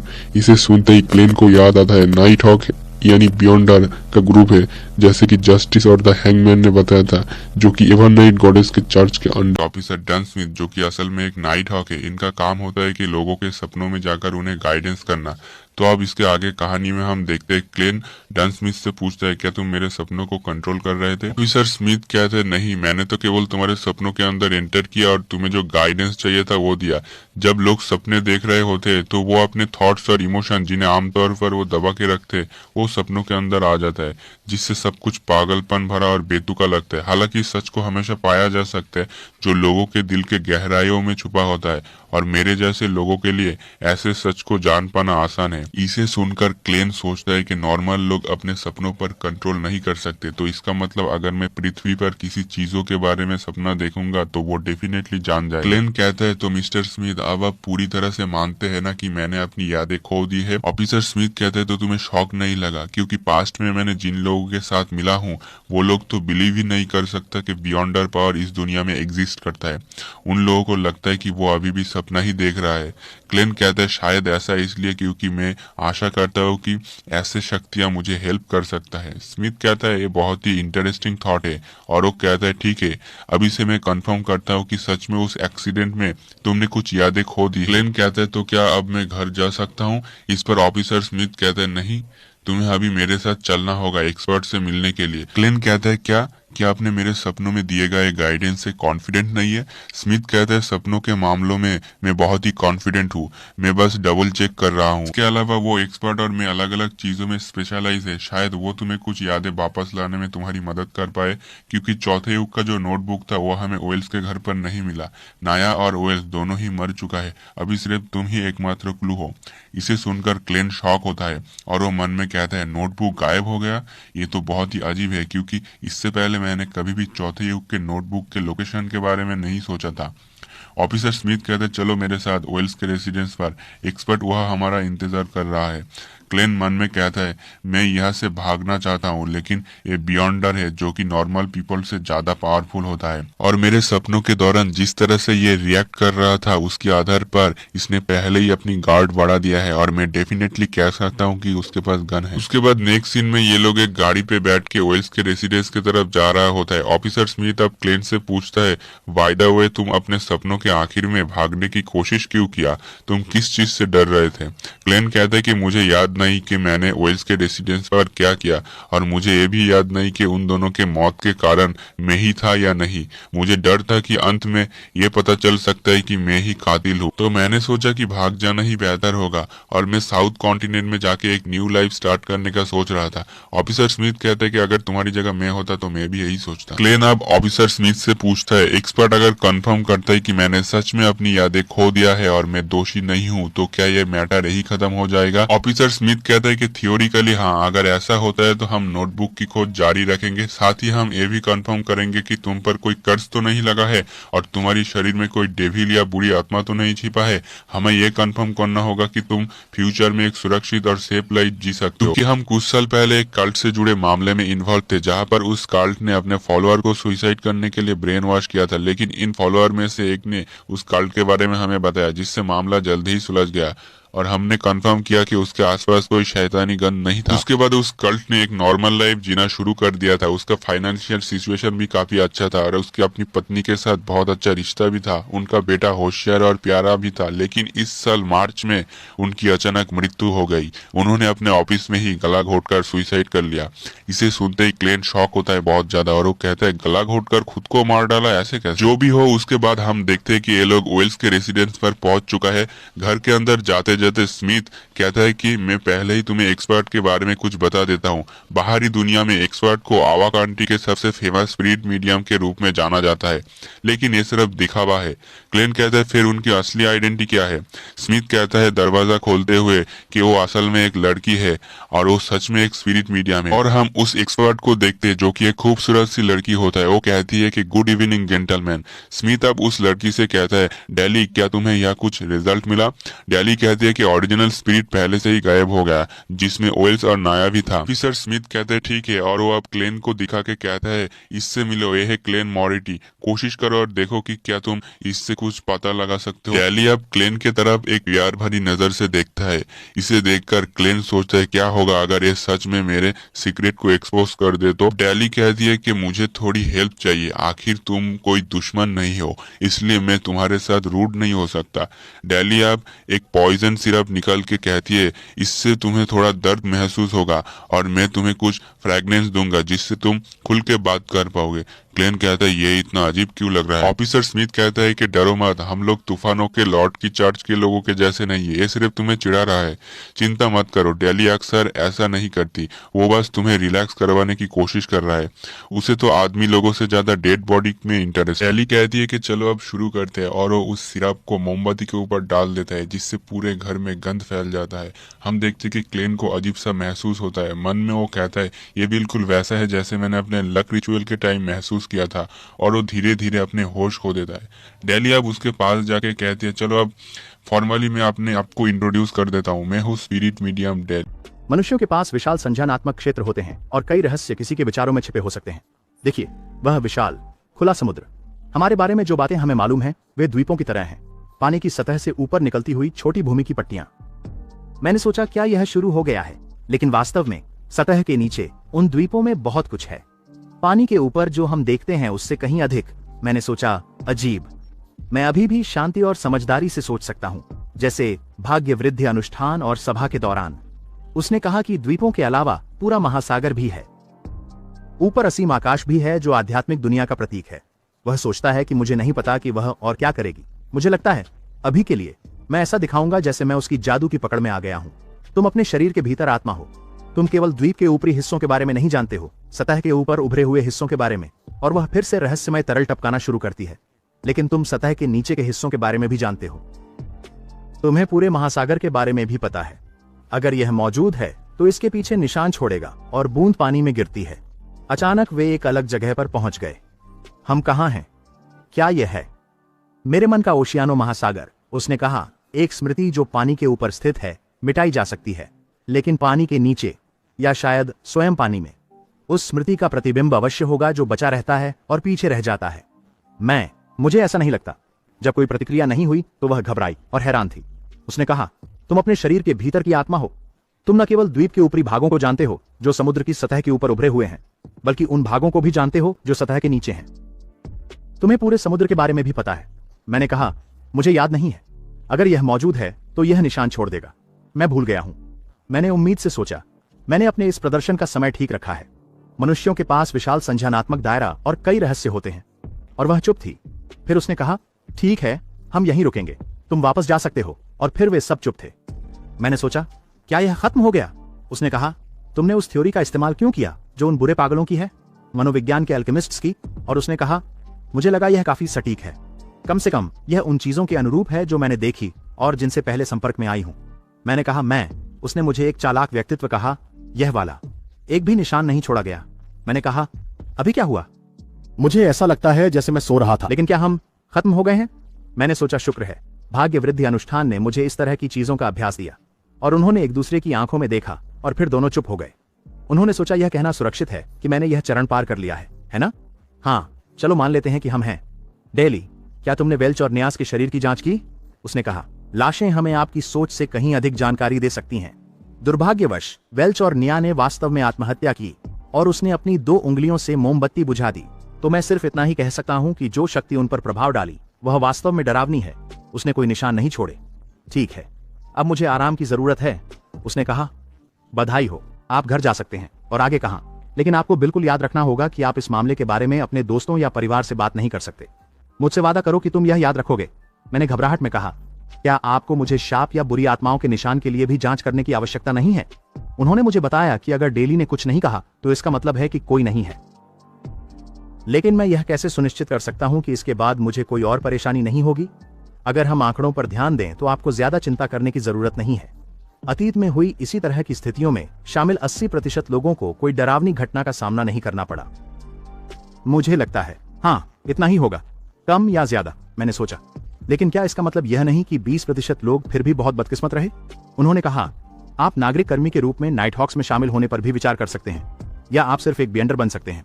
मैंने घबराहट में कहा, क्या मैं कर सकता हूं? उन्होंने मुझसे कहा, आखिरकार हम दाई नहीं हैं। हम हमेशा आप पर नजर नहीं रख सकते, हर रोज इतने कि हम आपके बेडरूम में की जाने वाली निजी चीजें भी देख लें। लेकिन अगर आप हमारे साथ जुड़ जाते हैं तो कम से कम हम आपके रास्ते में आने वाले किसी भी चेतावनी संकेत को तुरंत पकड़ सकेंगे। मैंने कहा, तो मैं सच में कर सकता हूं। मुझे लगा, क्या यह मजाक है? क्या बियंडर बनना वाकई इतना आसान है? और वह काम करते रहे। खैर, यह नहीं कि आप नहीं कर सकते, लेकिन यह स्थिति पर निर्भर करता है। और मैं निशब्द था। उन्होंने कहा, आप मुझ पर विश्वास नहीं करते। सच कहूं, अगर आप एक नाइटहॉक बनते हैं तो आपको बहुत कुछ त्यागना होगा। उदाहरण के लिए, आप स्वतंत्रता, और अगर हम उस पहलू को नजरअंदाज भी कर दें तो भी कई अन्य समस्याएं हैं। सबसे पहले, आप ना तो एक पादरी हैं और ना ही एक भक्त। आपको बेंडर बनने के लिए सबसे सुरक्षित रास्ता चुनने की सुविधा नहीं दी जाएगी। और दूसरी बात, उन घटनाओं में से जिनसे हमें निर्धारित दंडकर्ता, मशीनरी, हाइव माइंड और अन्य न्यायालयों को हर साल निपटना पड़ता है, उनमें से 1/4 में नियंत्रण खो चुके बियॉन्डर्स शामिल थे। उसने गंभीर चेहरे के साथ मुझसे कहा, और उस 1/4 में एक अच्छा हिस्सा हमारे साथ ही हैं। मैंने हैरान होकर कहा, नियंत्रण खो चुके 4 बियॉन्डर में से एक? मैंने चिल्लाया, क्यों? मैंने सोचा, क्या बियॉन्डर बनना गंभीर छुपे हुए खतरों के साथ आता है? इतना गंभीर कि चर्च की आंतरिक न्यायिक प्रणालियों के परे लोग भी इनके शिकार हो सकते हैं। उसने मुझ पर वापस नजर डाली और कहा, यह ऐसा कुछ नहीं है जो तुम्हें समझने की जरूरत है। यह ऐसा भी नहीं है जिसे तुम समझ सकते हो। जब तक तुम हम में से एक नहीं बन जाते। और एक और बार मैं निरुत्तर हो गया। क्यों बार बार भाई? वह हर बार फिर से निरुत्तर हो जाता है। हमारे मुख्य नायक की समस्या क्या है? यह कहानी मेरे लिए बहुत दिलचस्प है। ये बहुत अनोखी है। आपके विचार इस कहानी के बारे में क्या हैं? कृपया मुझे कमेंट करें। चलिए कहानी पर वापस जाते हैं। हमारे मुख्य नायक ने कहा, लेकिन जब तक मैं इस मामले को पूरी तरह से नहीं समझता, मैं आपके साथ जुड़ने का फैसला कैसे कर सकता हूँ? मैंने सोचा, और अगर मैं नहीं जुड़ता तो मैं समझ नहीं सकता। यह एक अंतहीन विरोधाभासी चक्र है। उन्होंने कहा, मुझे लगता है कि आपने गलत समझा है। हमारे रैंकों में नागरिक हैं। और मैं आश्चर्यचकित हुआ और कहा, इसका मतलब है कि जब तक मैं आपके EBDOVIL नागरिक कर्मियों में से एक बन जाऊं, मैं संबंधित रहस्यों को जान सकता हूं। और जब मैं उन संभावित छिपे हुए खतरों को समझ लूं जो बियॉन्डर्स को झेलने पड़ते हैं, तब मैं यह निर्णय ले सकता हूं कि मैं बियॉन्डर बनना चाहता हूं या नहीं। उसने कहा, सही बात है। हालांकि आपको यह जानना जरूरी है कि बियॉन्डर बनने का निर्णय लेने का मतलब यह नहीं है कि आप वास्तव में एक बन सकते हैं। इस मामले में सभी विभिन्न चर्च समान रूप से सख्त हैं। हमारे मुख्य नायक ने कहा, फिर नागरिक कर्मचारी बनने के बारे में क्या? यह भी काफी सख्त होगा, है ना? उसने कहा, अगर तुम हो तो कोई समस्या नहीं होनी चाहिए। और हमारे मुख्य पात्र ने पूछा, ऐसा क्यों है? उसने सोचा, क्या ऐसा हो सकता है कि मेरी विशिष्टता, यह तथ्य कि मैं एक अंतरांतरी हूं, रात के अंधेरे में जुगनुओं की तरह चमकता है? और अन्य पक्षों ने कहा, सबसे पहले तुम्हें घटना से बचने के लिए हमारी मदद की आवश्यकता नहीं थी। तुमने अकेले ही इसका सामना किया। यह दिखाता है कि तुम्हारे पास औसत व्यक्ति पर कुछ प्रकार की बढ़त है। उदाहरण के लिए, मैंने सोचा कि आप शायद अधिक भाग्यशाली हो सकते हैं, और भाग्यशाली लोग हमेशा हमारे समूह में स्वागत योग्य होते हैं। उन्होंने कहा, ठीक है, आप इसे मजाक के रूप में ले सकते हैं। लेकिन दूसरी बात यह है कि आपको अपसिलोन यूनिवर्सिटी से इतिहास में स्नातक हैं, और हमें आपकी जैसी व्यक्ति की कड़ी जरूरत है। और उन्होंने समझाया कि हम अक्सर प्राचीन दस्तावेजों और वस्तुओं के संपर्क में आते हैं, और वहाँ कई संप्रदाय और विधर्मी हैं जो अपने आप को मजबूत करने के लिए इन चीजों का उपयोग करना चाहते हैं। और जब वे कोशिश करते हैं तो अजीब और भयानक चीजें हो सकती हैं। विशेष क्षेत्रों में बियॉन्डर के अलावा हम में से अधिकांश विशेष रूप से अध्ययनशील या विद्वान नहीं हैं। अतीत में हमने बाहरी विशेषज्ञों के साथ सहयोग पर विचार किया था, लेकिन ऐसा करने से जानकारी लीक हो सकती है और संबंधित विशेषज्ञों के लिए दुर्भाग्य भी हो सकता है। और इसलिए जब भी पेशेवर US में शामिल होना चाहते हैं, खैर, यह कुछ ऐसा है जिसे हम बस मना नहीं कर सकते। और उन्होंने आगे कहा, उस तरह का सूखा उबाऊ ज्ञान लोगों को सो जाने की इच्छा करता है। यहां तक कि नींद ना आने वाले भी प्रतिरोध नहीं कर सकते। मैंने कहा, लेकिन आप क्यों नहीं? खैर, एक इतिहासकार को शुरू से प्रशिक्षित करते। उन्होंने मुझे बताया कि इससे अमेरिका को तीसरा और सबसे महत्वपूर्ण बिंदु मिलता है। जिन प्रकार की घटनाओं से हमें निपटना होता है, उनमें से एक के बारे में आप पहले ही अवगत हो चुके हैं, और इसलिए आपको निमंत्रण देना मेरी गोपनीयता की शपथ का उल्लंघन नहीं करता। हालांकि यदि मैं किसी को शुरुआत से प्रशिक्षित करने की कोशिश करता और यदि वह विफल हो जाता, तो मुझे किसी भी रहस्य के उजागर होने के परिणाम स्वरूप जिम्मेदारी उठानी पड़ती। हमारी अधिकांश टीमें, जिनमें नागरिक कर्मचारी भी शामिल हैं, चर्च के भीतर से ही आती हैं। मैंने कहा, आप सब इन बातों को गोपनीय रखने में इतने सख्त क्यों हैं? अगर आप इन चीजों के बारे में और लोगों को जानने देते, तो क्या इससे भविष्य में इसी तरह की गलतियों से बचने में मदद नहीं मिलती? ऐसा करने से वास्तव में अधिक लोग इन चीजों की नकल करेंगे, जिससे अधिक गंभीर घटनाएं हो सकती हैं। मनुष्य कभी इतिहास से नहीं सीखते, वे हमेशा वही त्रासदियां बार बार दोहराते हैं। यह उद्धरण सम्राट रसेल से है। यह वास्तव में दार्शनिक सत्य से भरा है। सम्राट रसेल ने इसे कहा था। मैंने सोचा, मेरी पुनर्जन्म में वरिष्ठ था, वास्तव में पूरी तरह से समावेशी। ऐसा नहीं लगता कि उनके पास कोई दृष्टिहीन क्षेत्र था, और उन्होंने मुझे उनके कनिष्ठ को दिखाने के लिए थोड़ी भी जगह नहीं छोड़ी है। मुख्य चर्चों की न्यायिक प्रणाली में भी एक समान कहावत है। यही शायद गोपनीयता का सख्ती से पालन करने का मुख्य कारण है। यही मुख्य कारण है कि हम इनमें से किसी भी बात को आम आदमी के लिए नहीं बता सकते। यह क्या है? विश्वास और भय परेशानी लाते हैं। बड़ा विश्वास और बड़ा भय बड़ी परेशानियां लाते हैं। अंत में सब कुछ नष्ट हो जाता है। देवताओं से आशीर्वाद और सहायता के लिए प्रार्थना करने के अलावा मनुष्यों के पास अपने सामने आने वाली सबसे बड़ी समस्याओं का सही समाधान करने के अन्य कोई तरीके नहीं है। मुझे लगा, विश्वास और डर से परेशानी होती है। अधिक विश्वास और अधिक डर से अधिक समस्याएं होती हैं। क्या आप हमारे नागरिक कर्मियों में शामिल होना चाहते हैं? मैं कुछ समय के लिए इसके बारे में सोच सकता हूँ। निश्चित रूप से कोई समस्या नहीं, जब तक कि आपके पास मेरे लिए रविवार से पहले जवाब हो। बेशक इस सब को गोपनीय रखना याद रखें। किसी और को वेल्च के बारे में नहीं बताएं, यहां तक कि अपने भाई या बहन को भी नहीं। यदि आप किसी को बताएंगे तो न केवल आप उन्हें परेशानी में डालेंगे, बल्कि हो सकता है कि आपको खुद को एक विशेष अदालत के सामने भी खड़ा पाएं। ठीक है, और घोड़ा गाड़ी रुक गई। हम पहुंच गए हैं, श्रीमान स्मिथ। आइए, आपके नागरिक कर्मचारी। उन्हें कितनी तनख्वाह मिलती है, उन्हें किस तरह के लाभ मिलते हैं। आपको इन सब की चिंता करने की जरूरत नहीं है। हमारी फंडिंग चर्च और पुलिस विभाग द्वारा संयुक्त रूप से सुनिश्चित की जाती है। नागरिक कर्मचारियों को जुड़ते ही साप्ताहिक वेतन 2 और 10 शिलिंग मिलेगा।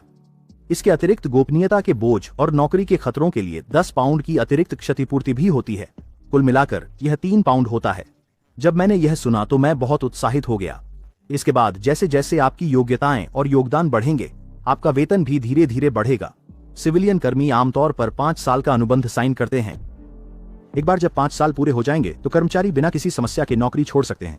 अरे हाँ, अगर आप नौकरी छोड़ते हैं तो आपको जीवन भर की गोपनीयता समझौते पर हस्ताक्षर करने के लिए कहा जाएगा। इसके अलावा बिना पूर्व स्वीकृति के आप टिंगान छोड़ने की अनुमति नहीं दी जाएगी।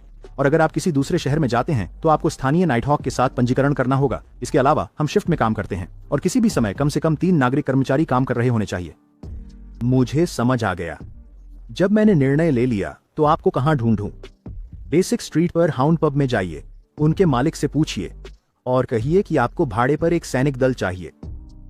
जब मैंने यह सुना तो मैं भ्रमित हो गया। हमारी स्थान भी गोपनीय है। जब तक आप हमसे जुड़ने के लिए सहमत नहीं होते, मैं आपको सीधे नहीं बता सकता। अब मिस्टर क्लेन मोरेटी, मैं आपको सुखद सपने की कामना करता हूं। और वह चला गया। एक सम्मानजनक तरीके से मैं झुकता हूं। सुबह के 4 बजे के बाद का समय है। मैंने आखिरकार आत्मा माध्यम चरण को पार कर लिया है। उफ, मेरी शर्ट, क्या यह सारा समय पसीने से भीगी हुई थी? जब मैं घर पहुंचा तो मैंने अपनी बहन को देखा और वह देर से आने के लिए नाराज थी और उसने मुझसे पूछा, क्लेन, तुम कहां थे? मैं पहले बाथरूम जाने के लिए उठी और मुझे एहसास हुआ कि तुम घर पर नहीं थे। मैंने सोचा, मेलिसा यहां क्यों है? उसने कुछ पता तो नहीं लगा लिया, सही? फिर मैंने उससे कहा, मैं रात के बीच में जाग गया और उसके बाद फिर से नहीं सो सका। मैं ऐसा समय बर्बाद नहीं करना चाहता था, इसलिए मैंने सोचा कि थोड़ी कसरत ही कर लूं और इसलिए मैं दौड़ने चला गया। देखो, मैं पसीने में भीगा हुआ हूं। और उसने लंबी सांस ली। उसने कहा, वास्तव में क्लेन, तुम्हें ऐसा करने की जरूरत नहीं है। तुम्हें खुद को इतना तनाव देने की जरूरत नहीं है। तुम निश्चित रूप से विश्वविद्यालय के इंटरव्यू में टिंग को पास कर सकोगे, और अगर किसी तरह नहीं भी कर सके, और ये एक बड़ी बात है, ठीक है, मुझे यकीन है कि तुम कुछ बेहतर खोज सकोगे। मैंने कहा, हाँ, मैं सोच रहा था। मैं इंटरव्यू के बारे में बिल्कुल नहीं सोच रहा था, और नाइटहॉक्स के प्रस्ताव के लिए मुझे शायद उसे इसके बारे में तब तक नहीं बताना चाहिए जब तक मैंने इसे स्वीकार नहीं किया। चढ़ो, बस एक क्षण रुकिए। और जब मैंने यह सुना तो मैं उलझन में था, और उसने एक खिलौना या कुछ लिया और इसे हमारे मुख्य नायक को दे दिया।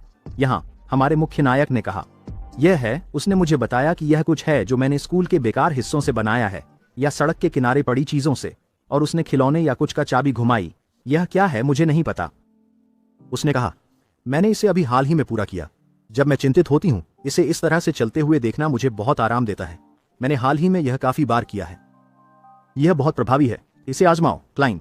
मैंने कहा, ठीक है, और खिलौना चलने लगा। मेलिसा, तुम शानदार हो। यह एक कछुआ है, सही है। उसने एक गंभीर नजर से कहा, यह एक कठपुतली है। और जब मैंने यह सुना तो मैं घबरा गया और उससे कहा, यह सामग्री की समस्या है। जो फिर वे थोड़े बहुत साधारण और कच्चे होते हैं। मेलिसा, तुम्हें आधी रात को बाथरूम क्यों जाना पड़ा? क्या तुम्हारे कमरे में एक चैम्बर पॉट नहीं है? और अचानक पेट से एक चुभता हुआ आवाज आई और उसे शर्म आ गई और उसने चिल्लाया, मैं वापस सोने जा रही हूं। मुझे लगता है कि कल रात का खाना बहुत अच्छा था और उसने बहुत ज्यादा खा लिया। उसका शरीर इतनी अधिक मात्रा में भोजन पचाने का आदी नहीं है। मुझे इसके बारे में बहुत सोचना होगा। क्या मुझे डन स्मिथ का निमंत्रण स्वीकार करना चाहिए या नहीं? मैंने नफरत को स्वीकार किया और मैं सोच रहा था, अगर मैं लगातार खुद को नाइटहॉक्स की नजर में रखूं। इस तथ्य को ध्यान में रखते हुए कि मैं एक TRANSMIGRATOR हूं, साथ ही मेरे मूर्ख के रूप में पहचान, जोखिम निश्चित रूप से छोटे नहीं होंगे उन लाभों के साथ जो मैंने बैठकों से प्राप्त किए। अगर मैं नाइटहॉक्स में शामिल होता हूं तो मेरा लक्ष्य निश्चित रूप से एक बैंडर बनना होगा।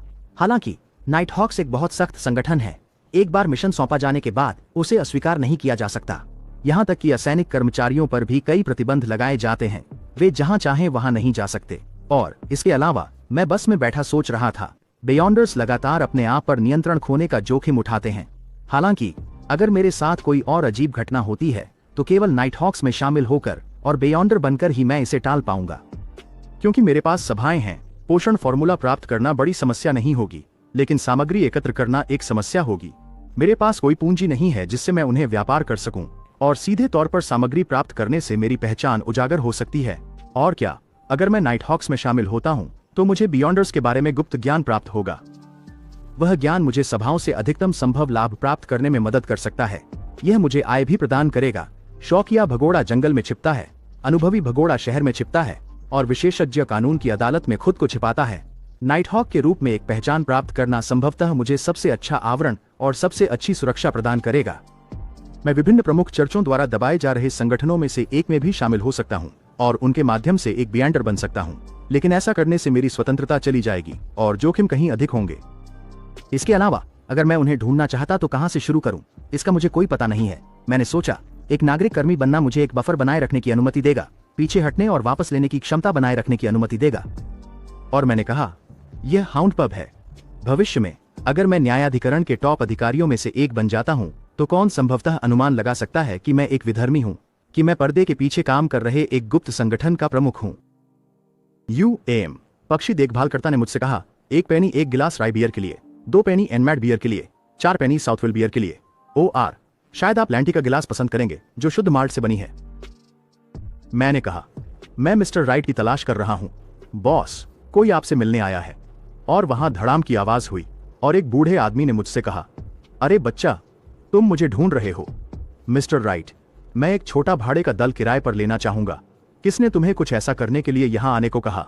Don Smith. और वे दोनों 1 मिनट के लिए चुप रहे और अचानक बूढ़े आदमी ने हंसते हुए कहा मैं देख रहा हूं छोटे भाड़े के सैनिक दस्ते सच में अभी भी मौजूद हैं। ऐसा कहा जाए तो वे आजकल थोड़ा अलग तरीके से काम करते हैं और खुद को कुछ और कहते हैं, कुछ ऐसा जो आधुनिक समाज में बेहतर फिट बैठता है। आप जूटालैंड स्ट्रीट पर ऐसी एक टीम पा सकते हैं, इमारत नंबर 36 की दूसरी मंजिल पर। धन्यवाद।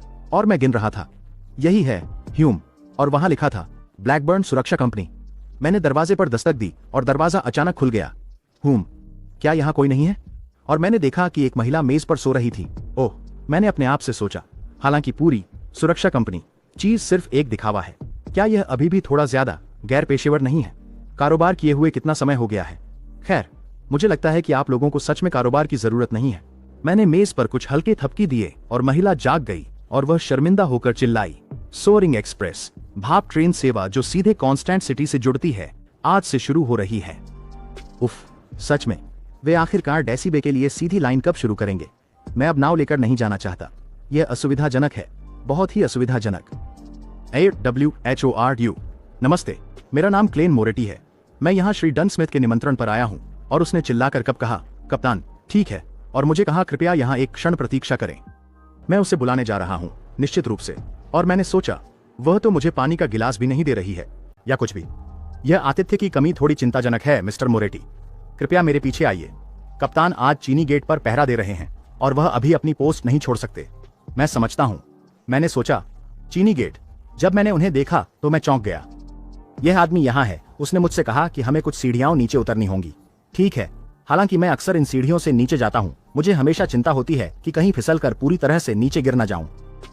लियोनार्ड, वह व्यक्ति जिसने पहले आपका स्वागत किया, ठीक ऐसा ही पहले दिन किया जब वह सो नहीं पाया था। मैं चुपचाप चारों ओर देख रहा था। हम यहाँ हैं। यह चनी का दरवाजा है। पिछले चौराहे पर जहाँ हम गुजरे थे, बाएं रास्ता सेंट सेलिना कैथेड्रल की ओर जाता है और दाएं रास्ता शस्त्रागार, भंडारण कक्ष और अभिलेखागार की ओर जाता है।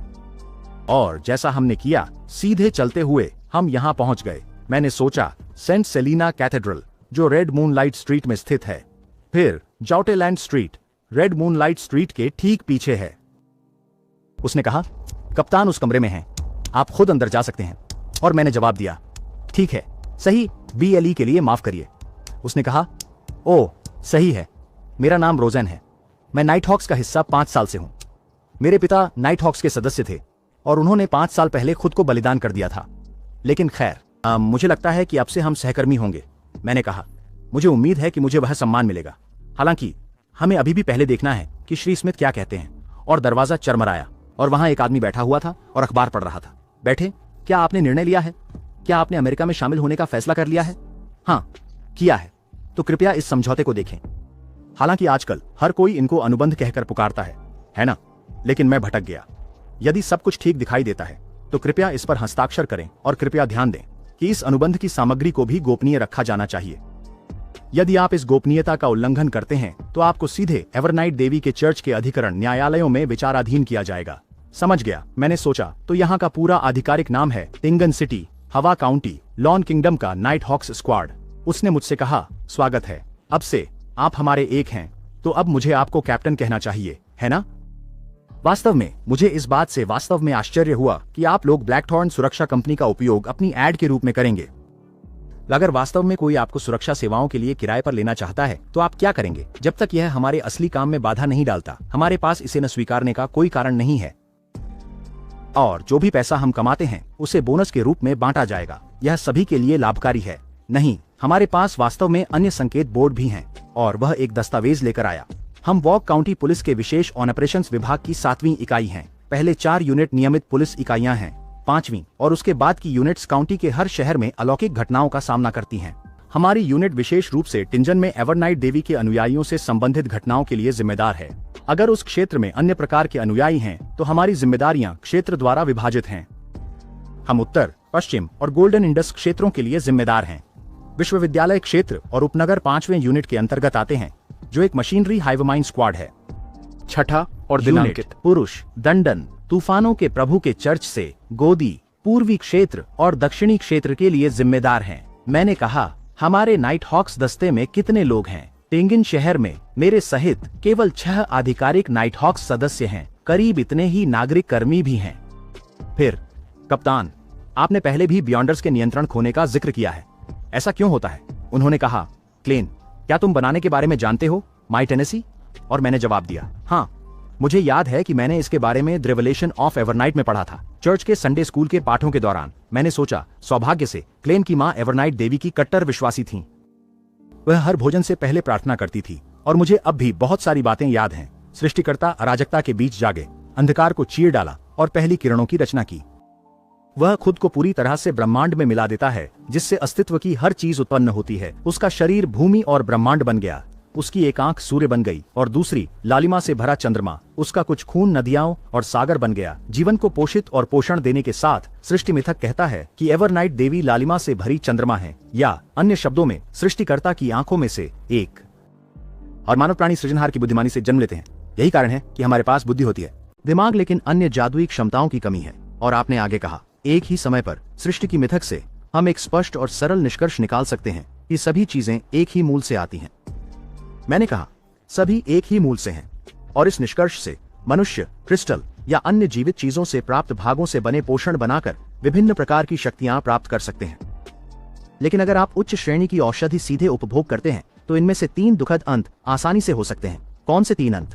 पहला है मस्तिष्क की मृत्यु और शारीरिक पतन। व्यक्ति का प्रत्येक मांस और रक्त का हिस्सा एक भयानक राक्षस बन जाएगा। दूसरा यह है कि औषधि के भीतर निहित शक्ति व्यक्ति की व्यक्तित्व को बदल देगी। वे ठंडे, चिड़चिड़े, निर्दयी या अपने आसपास की हर चीज के प्रति उदासीन हो सकते हैं। तीसरे के बारे में मैंने पूछा, तीसरा क्या है? उन्होंने समझाया, मानसिक विकृति, उसी समय पागल हो जाना, स्वयं राक्षसों से अधिक राक्षसी बनना। यही है नियंत्रण खोने का अर्थ। हमारे सब्सक्राइबर्स, यह अनावश्यक जानकारी का समय है। सृष्टि की मिथक, पहला महाकाव्य, अराजकता का महाकाव्य। निर्माता अराजकता के मध्य जागा, अंधकार को चूर चूर कर दिया और प्रकाश की पहली किरणें बनाई। उसने अपने आप को पूरी तरह से ब्रह्मांड में समाहित किया और एक अस्तित्व में सब कुछ उत्पन्न किया, और उसकी बुद्धिमत्ता ने मानवता को जन्म दिया। दूसरा महाकाव्य, अंधकार महाकाव्य। तीसरा महाकाव्य, प्रलय महाकाव्य। अनंत रात्रि की देवी अंधकार महाकाव्य के बीच में जाग उठी। वह आकाश के तारों से अधिक शानदार और अनंत से भी अधिक शाश्वत है। वह क्रिम्सन की देवी है, रहस्यों की माता है, आपदा और आतंक की महारानी है, और शांति और मौन की स्वामिनी है। क्लेन ने कहा, मैंने पहले कभी इतनी पूरी तरह से रचा गया सृजन मिथक नहीं देखा। नियंत्रण खोने पर उन्होंने कहा, लंबे प्रयोग के बाद और निंदा पट्टिका के जन्म के साथ औषधि प्रणाली GRA ठीक से परिपूर्ण हो गई है और अनुक्रम श्रृंखलाएं बन गई हैं। इस समय 7 प्रमुख चर्चों में से प्रत्येक कम से कम एक पूर्ण क्रम को नियंत्रित करता है। क्लेन ने पूछा, आपने जो अभी भ्रष्ट पदक का उल्लेख किया वह क्या है? क्लेन सोचते हैं, फांसी पर लटका आदमी ने भी इसका उल्लेख किया। उन्होंने कहा, यह कुछ दुष्ट देवताओं द्वारा निर्मित है। मुझे खुद विस्तार से अधिक जानकारी नहीं है। अगर आपको कोई सुराग मिले तो सुनिश्चित करें कि आप उन्हें तुरंत मुझे रिपोर्ट करें। ऐसा कुछ उच्चतम स्तर की प्रतिक्रिया का हकदार होगा। क्लेन सोचता है, कुछ जो दुष्ट देवताओं द्वारा बनाया गया। लेकिन लटके व्यक्ति ने संकेत दिया कि निंदा की पटिया औषधि प्रणाली के निर्माण और पूर्णता में एक महत्वपूर्ण कारक थी। उसने कहा, नियंत्रण खोने का वह प्रकार जो दवाएं लेने से होता है, केवल एक प्रकार का नियंत्रण खोना है। अभी 4 अन्य शेष हैं। दूसरा प्रकार, खैर, कुछ लोग भाग्यशाली होते हैं और कुछ लोग नहीं। कुछ लोग जन्म से अपेक्षाकृत उच्च संवेदना के साथ होते हैं और उनमें बियंडर के कुछ विशेषताएं होती हैं। और वह आगे बताता है, वे अधिक या कम अनुक्रम 9 बियेंडर्स के तुलनीय होते हैं। वे श्रृंखला के भीतर सबसे निचले स्तर का निर्माण करते हैं। वे केवल अपने संबंधित निश्चित अनुक्रम मार्गों से ही पोषण चुनने में सक्षम होते हैं। यदि वे अन्य श्रेणियों से औषधि का उपयोग करते हैं तो सबसे कम गंभीर मामलों में मानसिक विकार हो सकता है और गंभीर मामलों में उपयोगकर्ता नियंत्रण खो देगा या सीधे मर जाओ। जब मैंने यह सुना तो मैं चौंक गया। नियंत्रण खोने का तीसरा प्रकार दूसरे प्रकार के समान है। अगर आपने एक श्रृंखला चुनी है और फिर एक अलग श्रृंखला की औषधि का उपयोग करते हैं, हालांकि अत्यधिक संभावना है कि आप औषधि की शक्ति को एक विकृत रूप में प्राप्त कर पाएंगे, आप निश्चित रूप से आधे पागलपन की स्थिति में रह जाएंगे। और अगर उसके बाद आप कोई और पोषण इस्तेमाल करते हैं, चाहे वो आपके चुने हुए क्रम का हो या नहीं, तो आप अनिवार्य रूप से नियंत्रण खो देंगे। उस स्थिति में केवल एक ही फर्क होता है कि आप मानसिक मृत्यु से गुजरते हैं, आपके शरीर का विघटन होता है, या आप बाद में एक दुष्ट आत्मा में बदल जाते हैं। क्लेन घबराया हुआ था और उसने पूछा, तो चौथा प्रकार क्या है? उसने कहा, चौथा प्रकार? अरे, चौथा प्रकार सबसे आम है। जब हम औषधियां लेते हैं तो हमें वे शक्तियां मिलती हैं जो मूल रूप से असाधारण प्राणियों की होती थीं। वह एक प्राकृतिक चीज नहीं है और इसका आपके मन पर हमेशा कुछ हद तक अवशिष्ट प्रभाव रहेगा। और उसने आगे कहा, और इसलिए अगर आप क्रमशः पहली से पूरी तरह से शक्ति नहीं समझने से पहले उच्च स्तर का पोषण का सेवन करते हैं, पागलपन जमा होगा और आप नियंत्रण खो देंगे। इसलिए हमारे पास एक नियम है कि अगर आप पदोन्नति चाहते हैं, भले ही आपने हमारे कार्य के लिए महान योगदान दिया हो, आपको पहले कम से कम 3 साल बिना औषधि लिए जाना होगा। आपको एक परीक्षा से भी गुजरना होगा। लेकिन इसके बावजूद हर साल कई लोग नियंत्रण खो देते हैं। क्लेन सोचता है कि यह कितना भयानक है और कहां अंतिम प्रकार क्या है? उसने गंभीर रूप से कहा, 5वां प्रकार भी बहुत सामान्य है। छोटे अनुक्रम संख्याओं वाले बियॉन्डर्स की धारणा अधिक होती है, इसलिए वे ऐसी चीजें सुन और देख सकते हैं जो अन्य नहीं कर सकते। और आगे समझाते हैं, वे लगातार रहस्यमयी प्रलोभनों और मायावी प्राणियों से मिलते रहते हैं और जैसे ही उनके भीतर लालची इच्छाएं उत्पन्न होती हैं, वे धीरे धीरे नियंत्रण खोने की दिशा में चलने लगते हैं। आधुनिक नाइटहॉक्स प्रणाली के निर्माता आर्चबिशप चानिस ने एक बार कहा था, हम रक्षक हैं, लेकिन हम दुखी दीनों का एक समूह भी हैं जो लगातार खतरों और पागलपन से लड़ रहे हैं। उन्होंने कहा, तुम निराश हो, है ना?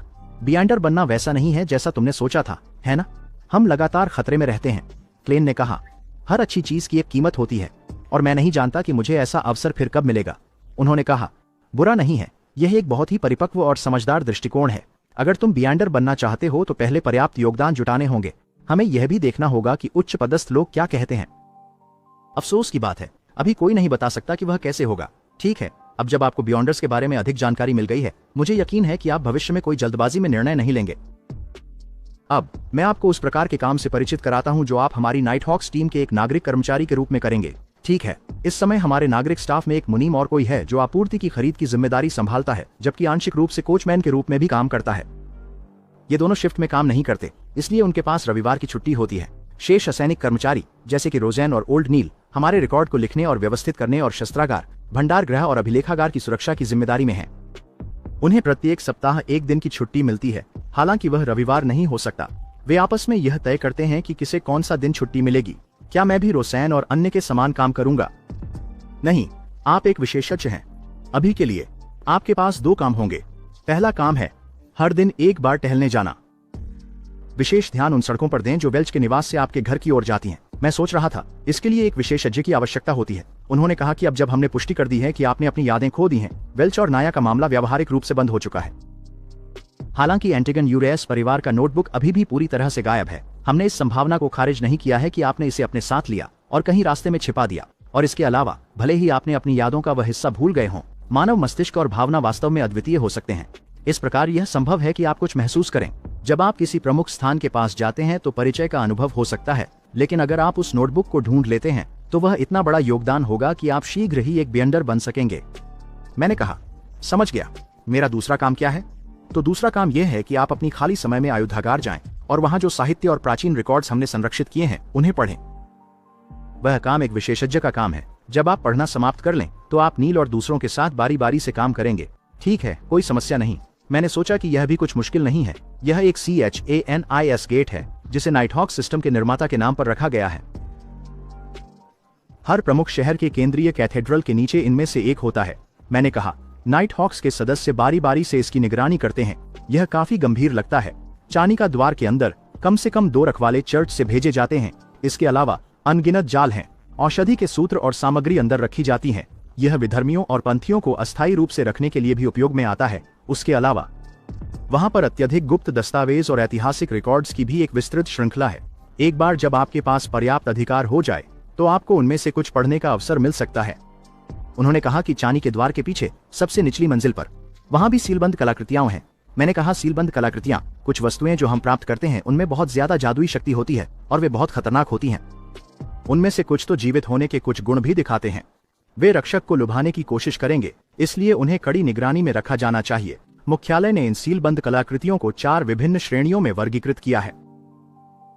वे 0 श्रेणी से लेकर 3 श्रेणी तक होते हैं। 0 श्रेणी की वस्तुएं अत्यंत खतरनाक होती हैं, जबकि श्रेणी 1 से 3 तुलनात्मक रूप से कम खतरनाक होती हैं। उन्होंने कहा, सही, इसे देखो। 3 वर्ष पहले एक नए नियुक्त आर्च बिशप नियंत्रण खो बैठे, वह और एक 0 श्रेणी की सील्ड वस्तु गायब हो गई। यह आपको एक मोटा मोटा अवलोकन देगा। मैंने सोचा, इंजानग्विल, पुरुष, 40 वर्ष का, पूर्व आर्च बिशप, एक द्वारपाल जो अपनी पदोन्नति में असफल रहा, बुराई में गिर गया और मुहरबंद कलाकृति 008 के साथ भाग गया। उसने कहा, अगर तुम कभी उससे मिलो, उसे डरा मत देना, नहीं तो तुम्हारे मरने की 100% संभावना है। मैंने कहा था कि भगोड़ा विस्तृत रूप से वर्णित है, लेकिन सील की गई वस्तु का केवल एक कोड में उल्लेख है। उन्होंने कहा कि क्योंकि ओ उच्चतम गोपनीयता स्तर है, इसलिए 008 की खोज के बारे में केवल बातचीत होती है, कोई भी विवरण लिखे नहीं जाते। और उन्होंने आगे कहा कि फिर भी 008 के बारे में थोड़ी जानकारी है। यह दिखने में एक पंख वाले पेन जैसा है और यह बिना स्याही के लिख सकता है। बस इतना ही है। ठीक है, मैंने वह सब कह दिया है जो मुझे कहना था। शस्त्रागार जाओ और पुराने नील को ढूंढो और उसे बोलो कि तुम्हारे लिए पढ़ने के लिए दस्तावेजों की एक सूची तैयार करे। वह पहले नाइट हॉक्स के एक आधिकारिक सदस्य हुआ करता था, लेकिन वह बूढ़ा हो रहा है और उसे पदोन्नति नहीं मिली। वह आराम भी नहीं करना चाहता और केवल साहित्य के साथ अपना समय बिताना चाहता है। मैंने कहा, समझ गया। मैंने सोचा कि एक साधारण पंख कलम जो बिना स्याही के लिख सकती है, वह इतना उपयोगी नहीं है ना? क्या यह किसी प्रकार की मृत्यु कलम हो सकती है, जहां यदि आप किसी का नाम लिखते हैं तो वह मर जाएगा? नहीं, ऐसा नहीं हो सकता। अगर यह वास्तव में इतना शक्तिशाली होता तो इन सजाइन को भागना नहीं पड़ता। उसने कहा, रुको, मैं कुछ भूल गया। मैं उसे देख रहा था और उसने मुझसे कहा, सबसे पहले अकाउंटेंट मिसेस ओरियाना से मिल लो। तुम 12 पाउंड का एडवांस पेमेंट ले सकते हो। उसके बाद आप हर हफ्ते अपनी तनख्वाह का आधा कमा लेंगे, जब तक कि अंतर की भरपाई नहीं हो जाती। मैंने घबराहट में कहा, ये बहुत ज्यादा है, इसकी कोई जरूरत नहीं, थोड़ा कम ठीक रहेगा। और उन्होंने आगे कहा, क्या आप अभी भी अपने वर्तमान अपार्टमेंट में रहना चाहते हैं, जहां बाथरूम भी कई अन्य परिवारों के साथ साझा करना पड़ता है? और इससे भी अधिक क्या, आप सभी चीजें सस्ती हैं। जब उन्होंने यह कहा तब मेरा दिल टूट गया। और उन्होंने आगे कहा, आपको एक छड़ी और एक नया सूट भी चाहिए होगा। मैंने कहा, ठीक है। और उन्होंने मुझसे कहा, मैं रोज़ैन को आपको उसके पास ले जाने के लिए कहूंगा। उसने रस्सी को धक्का दिया और एक घनघनाहट की आवाज आई और पास की महिला उसकी संख्या से जाग गई और वह चौंक गई। महिला दौड़कर आई और उसने कुछ पूछा। कुछ चाहिए कप्तान? उन्होंने कहा, मुझे उम्मीद है कि मैंने आपके आराम में खलल नहीं डाला, लेकिन हाँ, कृपया मिसेस ओरेना के लिए और तैयार ले जाए। उन्होंने कहा, समझ गई कप्तान। और उन्होंने आगे कहा, रुको, आखिर में एक बात और है। मैंने कहा, मैं सुन रहा हूं। उन्होंने मुझसे कहा, जब तुम ओल्ड नील जाओ तो 10 राक्षस शिकार बुलेट्स लेना याद रखना। मैं यह सुनकर चौंक गया और कहा, मैं दानव शिकार की गोलियां? और उसने मुझे समझाया, क्या वेल्च की रिवॉल्वर आपके पास नहीं है? हम आपसे उसे इस तरह लौटाने के लिए नहीं कहेंगे। यदि आप किसी खतरे का सामना करते हैं तो आप खुद को सुरक्षित रख पाएंगे। यह तुम्हें साहस देगा, अगर कुछ और नहीं तो। उन्होंने मुझसे कहा, शैतान शिकार गोलियों को प्राप्त करने के लिए औपचारिक दस्तावेजों की आवश्यकता होती है। मैंने कहा, ठीक है, मैं याद रखूंगा। धन्यवाद कप्तान। और उन्होंने कहा, रुकिए। मैंने कहा, कप्तान, क्या अभी भी कुछ और है? मैंने सोचा, कप्तान, क्या आप कृपया सब कुछ एक बार में नहीं कह सकते? आप केवल 30 के दशक में दिखते हैं, तो ऐसा क्यों लगता है जैसे आप पहले से ही भूलने की बीमारी शुरू कर रहे हैं? उसने कहा, मैं अभी भूल गया था कि तुमने पहले कभी शूटिंग में प्रशिक्षण नहीं लिया है। उसे वापस दे दो। जब उसने यह कहा तो मैं कुछ क्षण के लिए चुप रहा। उसने समझाया, यहां हर दिन जाओ और 30 सामान्य गोलियां प्राप्त करो। फिर नंबर 3, जूटालैंड स्ट्रीट पर शूटिंग रेंज में प्रैक्टिस करने जाओ। सही, तुम्हें अभी भी बूढ़े नील से एक बैज लेना होगा, वरना तुम रेंज में प्रवेश नहीं कर सकोगे। और उसने आगे कहा कि अच्छे निशानेबाज उपयोग किए गए गोलियों के ढेर से ही बनते हैं, इसलिए इस विचार को कम मत समझो। मैंने कहा, समझ गया। और हमारे बीच कुछ अजीब खामोशी छा गई। मैंने कहा, कप्तान, और कुछ तो नहीं है ना? उन्होंने मुझसे कहा, हाँ, बस इतना ही। मैंने सोचा कि आखिरकार ये खत्म हुआ। उफ, उसने मुझसे कहा कि कप्तान हमेशा बहुत भुलक्कड़ रहता है, यहां तक कि मेरी दादी की याददाश्त उससे बेहतर है। हालांकि जाहिर है वह कभी भी कोई बड़ी बात नहीं भूलता। मैंने कहा, हाँ, क्लेन। क्यों एडा? मैं तुम्हें क्लेन कहूंगी। श्रीमती ओरियाना बहुत दयालु व्यक्ति हैं और उनके साथ घुलना मिलना बहुत आसान है। उनके पिता घड़ीसाज हैं और वे अपने काम में वास्तव में अच्छे हैं। और उसने दरवाजा खोला और कहा, हम आ गए। यह श्रीमती ओरेना का कार्यालय है। उन्होंने कहा, नमस्ते, क्या मैं आपकी किसी चीज में मदद कर सकती हूँ? मैंने कहा, नमस्ते श्रीमती ओरेना, मैं क्लेन मोरेटी हूँ और मैं हाल ही में नियुक्त नागरिक कर्मचारी हूँ। कप्तान ने मुझे यहाँ आने और 4 हफ्ते की वेतन अग्रिम में मांगने को कहा। कुल 12 पाउंड है। उसने कहा, निश्चय ही, बस इस अग्रिम पर्ची पर अपना नाम लिख दें। क्या आपके पास मुहर है? अगर नहीं तो आप अपनी उंगली का निशान इस्तेमाल कर सकते हैं। मैंने कहा, ठीक है, और सोचा कि मुझे सबूत दिखाने की जरूरत नहीं है। तनख्वाह अग्रिम प्राप्त करने जैसी बात के लिए यहाँ वित्तीय व्यवस्था कितनी शिथिल है? उसने पूछा। वैसे क्लाइन, क्या आपको आमंत्रित किया गया था क्योंकि आप शामिल थे? एक अलौकिक घटना और क्योंकि आप किसी चीज में विशेषज्ञ हैं? मैंने कहा, हाँ मैडम, आपकी अंतर्दृष्टि एकदम सही है। मैं अजीब तरीके से हंस रहा था और कहा, खैर आप देखिए, मेरे लिए भी ऐसा ही था। यह अनावश्यक जानकारी का समय है। एक सच्चे सज्जन का परिधान। छोटे ऑक्टोपस ने कहा, कुल कीमत कम से कम 8 पाउंड और 7 है। सिर्फ यह एक जेब घड़ी की चेन और बटुए की लागत को छोड़कर है। इसी बीच यहाँ यह परिधान 1 पाउंड से कम कीमत का है। रुको, तुम मुझे शर्मिंदा कर रहे हो, उसने समझाया। क्या तुम्हें उस सीरियल किलर के बारे में पता है जिसने 16 साल पहले टिंगन में भारी हलचल मचाई थी? अगर नाइटहॉक्स समय पर नहीं आते तो मैं छठा शिकार होती। अगर मुझे सही से याद है, वह सीरियल किलर एक बियंडर था और वह अपने शिकारों के विभिन्न अंग निकालता था। हाँ, यह सही है। उसे अंत में इसलिए पकड़ा गया क्योंकि वह एक राक्षसी अनुष्ठान की तैयारी कर रहा था। मैंने सोचा, यह किस तरह की रस्म थी जिसके लिए हत्यारे को इतने अलग अलग अंगों की जरूरत थी? क्या यह इस तथ्य से जुड़ा था कि वह एक बैंडर था? मैंने कहा, लेकिन दूसरी बात पर मैंने सोचा कि बेंसन की मासिक तनख्वाह सिर्फ 5 पाउंड है, लेकिन ये यहाँ पूरी 12 पाउंड है। आह, इसकी खुशबू कितनी अच्छी है। मरे हुए राष्ट्रपति, मरे हुए राजा, मुझे वे सभी पसंद हैं। मैंने कहा कि अब समय हो गया है कि मैं शस्त्रागार को रिपोर्ट करूं। मैंने दरवाजा खटखटाया और उसने कहा, अंदर आओ। और वहां एक बूढ़ा आदमी था और उसने मुझसे कहा, शुभ अपराह्न महोदय। नील, तो आप क्लाइन मोरेटी हैं। अभी अभी छोटी रोसैन आई थी मुझे बताने कि आपके शिष्टाचार बहुत अच्छे हैं। बैठिए, क्या आप हाथ से पीसी हुई कॉफी का कप लेना पसंद करेंगे? मैंने कहा, लेकिन आप तो कुछ पी नहीं रहे हैं, है ना? मैंने कहा कि आपके कप में तो सादा पानी है। बूढ़े आदमी ने कहा, हाँ हाँ, यह मेरे लिए बस एक नियम है। मैं दोपहर के 3 बजे के बाद कॉफी नहीं पीता। मुझे डर है कि अगर मैं पीऊं तो रात में अच्छी तरह सो नहीं पाऊंगा। ऐसा लगेगा जैसे किसी अज्ञात शक्ति की फुसफुसाहट सुनाई दे रही हो। मैंने कहा, आह, समझ गया, मैं ठीक हूं, धन्यवाद। फिर, मिस्टर नील, मुझे यहाँ कौन से रिकॉर्ड या साहित्य के टुकड़े पढ़ने चाहिए? मेरे उपकरण का अनुरोध अदृश्य हो गया। उन्होंने कहा, कोई भी चीज जो इतिहास से संबंधित है, जटिल है या खंडित है। ईमानदारी से कहूं तो मैं लगातार सीखने की कोशिश कर रहा हूं, लेकिन मैं केवल बुनियादी चीजों को ही समझ पाता हूं। बाकी सब कुछ बहुत ज्यादा कठिन है। उदाहरण के लिए, ये दस्तावेज जो मेरे पास हैं, मुझे विस्तार से ऐतिहासिक अभिलेखों की आवश्यकता है यदि मैं ठीक ठीक पता लगाना चाहता हूं कि वे किस बारे में बात कर रहे हैं। अभी मुझे बहुत अधिक संदर्भ की कमी है और मैंने कहा कि यही है। उन्होंने बताया कि ये रसेल गुस्ताव की डायरी के पन्ने हैं जो उनकी मृत्यु के बाद खो गए थे। चीजों को निजी रखने के लिए उन्होंने सामग्री को अजीब प्रतीकों का उपयोग करके लिखा था जो उन्होंने खुद बनाए थे। मैंने कहा, सम्राट रसेल, मैंने सोचा मेरा वरिष्ठ पुनर्जन्म में। उन्होंने कहा कि कई लोग सोचते हैं कि वह वास्तव में मरा नहीं, बल्कि वह एक देवता बन गया। यहाँ तक कि उसके नाम पर शक्ति प्राप्त करने के लिए अनुष्ठान करने वाले पंथ भी रहे हैं। ऐसे मामलों से निपटने में हमने डायरी से कॉपी की गई कई पृष्ठ प्राप्त किए हैं और अब तक कोई भी उन्हें पढ़ने और समझने में सक्षम नहीं हो पाया है। और उन्होंने आगे कहा, हालांकि मैंने पहले ही पुष्टि कर दी है कि यहाँ कुछ प्रतीकों का उपयोग संख्याओं को दर्शाने के लिए किया जाता है। यह प्रमाणित करता है कि ये पृष्ठ, जैसा कि संदेह था, एक डायरी से है। मैं चाहता हूं कि सम्राट के आसपास घटित ऐतिहासिक घटनाओं को डायरी की संबंधित तारीखों से तुलना करके देखूं। शायद ऐसा करके मैं और अधिक प्रतीकों को समझने में सक्षम हो जाऊं। प्रतिभाशाली सोच, सही, मैंने कहा, निश्चित रूप से। हंसते हुए उन्होंने कहा, आप भी देख सकते हैं, कल से आप भी इस तरह का काम करेंगे। मैंने कहा, हाँ। मैंने सोचा, हाँ, यह वास्तव में चीनी है और यह ऊपर से सरल चीनी है। कागजों में 18 नवंबर लिखा था। यह वास्तव में एक जादुई चीज है, एक अनोखे प्रयोग और एक दुर्घटनावश गलती ने मुझे अंधकार की गहराइयों में फंसे एक बेचारे व्यक्ति की खोज करने दी। वह केवल हर महीने पूर्णिमा के समय यह कर सकता है। वास्तविक दुनिया के थोड़ा करीब, लेकिन वह उसे अंदर नहीं आने दे सका। वह भाग्यशाली था। एक बार उसने मुझसे, इस युग के नायक, से मुलाकात की।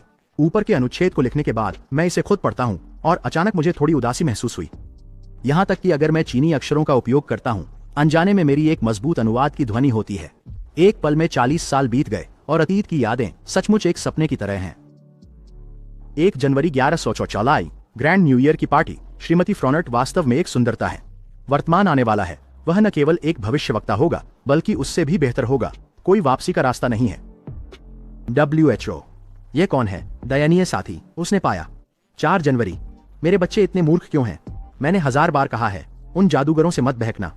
नहीं, हो सकता है उन जादूगरों के पास खुद धोखा खा चुके हैं। औषधियों की कुंजी यह नहीं है कि उन्हें महारत हासिल करें, बल्कि उन्हें पचाना है। यह खोदना नहीं, बल्कि पचाना है। खेलिए। और औषधि का नाम केवल एक मुख्य प्रतीक नहीं है, बल्कि एक विशेष छवि और पाचन की कुंजी भी है। वह वास्तव में पचाने और क्रियान्वित करने से क्या मतलब है? सितंबर 23, मैंने उस जहाजों से संपर्क खो दिया है जो त्यागी हुई भूमि की खोज कर रहे थे, और अब मेरे लिए वायरलेस टेलीग्राफी का आविष्कार करने पर विचार करने का समय आ गया है। उम्मीद है कि यह तूफान से प्रभावित नहीं होगा। मैंने खुद से सोचा, यह देवताओं की त्यागी हुई भूमि कहाँ है? ये 3 पन्ने अलग अलग समय की अवधि के हैं। ऐसा लगता है कि सम्राट रासेल नए साल के दिन प्रविष्टियों के लिए केवल वर्ष ही लिखते थे। फिलहाल मुझे नहीं पता कि नवंबर और सितंबर के लिए प्रविष्टियां किस वर्ष की हैं। उसने मेरा नाम क्लेन पुकारा। मैंने कहा कि अभी अभी मैं कल्पनाओं में खो गया था। मैंने सोचा कि शायद मैं चुना हुआ व्यक्ति हो सकता हूं, ऐसा कह सकते हैं, इसलिए मैं इसे समझने की कोशिश करना चाहता था। उसने कहा, तुम सच में एक जवान हो। कभी कभी मैंने भी सोचा था कि मैं चुना हुआ व्यक्ति हो सकता हूं। मैंने पूछा, क्या हमारे पास केवल यही पृष्ठ हैं? उन्होंने उत्तर दिया, क्या आपको लगता था कि हमारे पास बहुत अधिक होंगे? शुरुआत में ही अतिमानवीय घटनाएं बहुत कम होती हैं, और वे घटनाएं जो सम्राट रासेल की पूजा करने वाले मूर्खों से जुड़ी होती हैं, वे और भी कम होती हैं। तथ्य यह है कि हम इनमें से 3 पृष्ठ प्राप्त कर सके, यह पहले से ही बहुत सौभाग्य की बात है। खैर, कुछ अन्य बड़े कैथेड्रल या डायोसीज में कुछ और हो सकते हैं। चलिए देखें, आप यहाँ क्या लेने आए हैं? साधारण गोलियां और दानव शिकार गोलियां। और आपने आगे कहा, क्या आपके पास एक छुपा हुआ कंधे का होल्स्टर है? एक सज्जन के रूप में आपके लिए यह सार्वजनिक रूप से इधर उधर घूमते समय कमर के नीचे बड़ी उभार होना सही नहीं होगा। मैंने कहा, नहीं, मेरे पास नहीं है। क्या मुझे अपने उपकरण अनुरोध में इसे जोड़ने के लिए कप्तान से पूछना पड़ेगा? उसने कहा, नहीं, हमें इसे सिर्फ रिकॉर्ड करना है। यह सिर्फ एक सहायक सामान है। मेरे पीछे दोहराओ, यह सिर्फ एक सहायक है। मैंने पूछा, क्या आप कभी अतीत में शिक्षक थे? उन्होंने कहा, हाँ, मैंने कुछ समय चर्च के रविवार स्कूल और निःशुल्क सार्वजनिक स्कूलों में पढ़ाने में बिताया। मैंने सोचा कि मुझे लगता है कि बियॉन्डर्स साधारण लोगों से बहुत अलग नहीं है। हालांकि ऐसा लगता है कि सम्राट रासेल वास्तव में रहस्यमय है। मुझे आश्चर्य है कि डायरी के शेष पृष्ठ कहाँ हैं। मुझे उन्हें खोजने के लिए कोई तरीका सोचना होगा। मैंने कहा कि यह शोल्डर होल्स्टर बिल्कुल सही फिट बैठता है। मैंने सोचा, मैं अनुक्रम और औषधियों के बारे में पूछना भूल गया। यह सब सम्राट रासेल की डायरी के कारण हुआ है। अभी मुझे नहीं पता कि एवरनाइट देवी के चर्च का अनुक्रम 9 इंच का पूरा पथ क्या है। मुझे बिल्कुल नहीं पता क्या। मैंने कहा कि यह वही है। उसने कहा, शुभ दोपहर। मैंने कहा, शुभ दोपहर। शायद मुझे अपना परिचय देने की जरूरत नहीं है, सही? उसने कहा, सही है। मुझ पर आपका बहुत गहरा प्रभाव है। आपके पास एक विशेष स्वभाव है। मैं लियोनार्ड मिशेल हूं, एक अनुक्रम 8 मिडनाइट पोएट। मैंने कहा, आप? मुझे सच में नहीं लगता कि मेरा स्वभाव इतना विशेष है। मैंने सोचा वह सच में एक कवि जैसा दिखता है। उसमें ऐसा एक खुशमिजाज भाव है। उसने कहा कि आपने उस घटना को जीवित कर लिया। भले ही आपको तुरंत हमारा संरक्षण नहीं मिला, वह अकेले ही आपको काफी खास बना देता है। मुझे कप्तान के साथ शिफ्ट बदलने जाना है। कल मिलते हैं। मैंने कहा, कल मिलते हैं, और वह चला गया। वह किसी रहस्यमयी से बात कर रहा था और पूछा, क्या आपने कुछ नोटिस किया? और एक अंधेरा सन्नाटा था, और उसने कहा, जैसे मुझे लगा था, आखिरकार उसमें कुछ खास नहीं है। क्लाइन, कप्तान कहते हैं कि आपको सोमवार तक वापस लौटने की जरूरत नहीं है। वह चाहते हैं कि आप पहले अपनी व्यक्तिगत मामलों का ध्यान रखें। ठीक है। हाँ, वे आश्चर्यजनक रूप से विचारशील हैं। अब वैसे क्लेन ने खुद से सोचा, मूल क्लेन को साक्षात्कार का अवसर केवल इसलिए मिला था क्योंकि उनकी सिफारिश एसोसिएट प्रोफेसर ने की थी। मुझे शायद जाकर यह समझाना चाहिए कि मैं किसी भी आगे के इंटरव्यू में शामिल नहीं होऊंगा। हालांकि उसने बोलने से पहले बाईं और दाईं तरफ देखा। रोज़ैन, एवरनाइट देवी चर्च की पूरी श्रृंखला, क्या तुम जानती हो कि इसका आरंभिक बिंदु क्या है? भूरे बालों वाली लड़की स्पष्ट रूप से चौंक गई। तुम एक बियॉन्डर बनना चाहते हो? उसने अविश्वास में पूछा। हमारे चर्च की पूरी सीक्वेंस 9 स्लीपलेस से शुरू होती है। जैसा नाम से पता चलता है, स्लीपलेस को सोने की जरूरत नहीं होती, और रात के दौरान वे अधिक शक्तिशाली हो जाते हैं।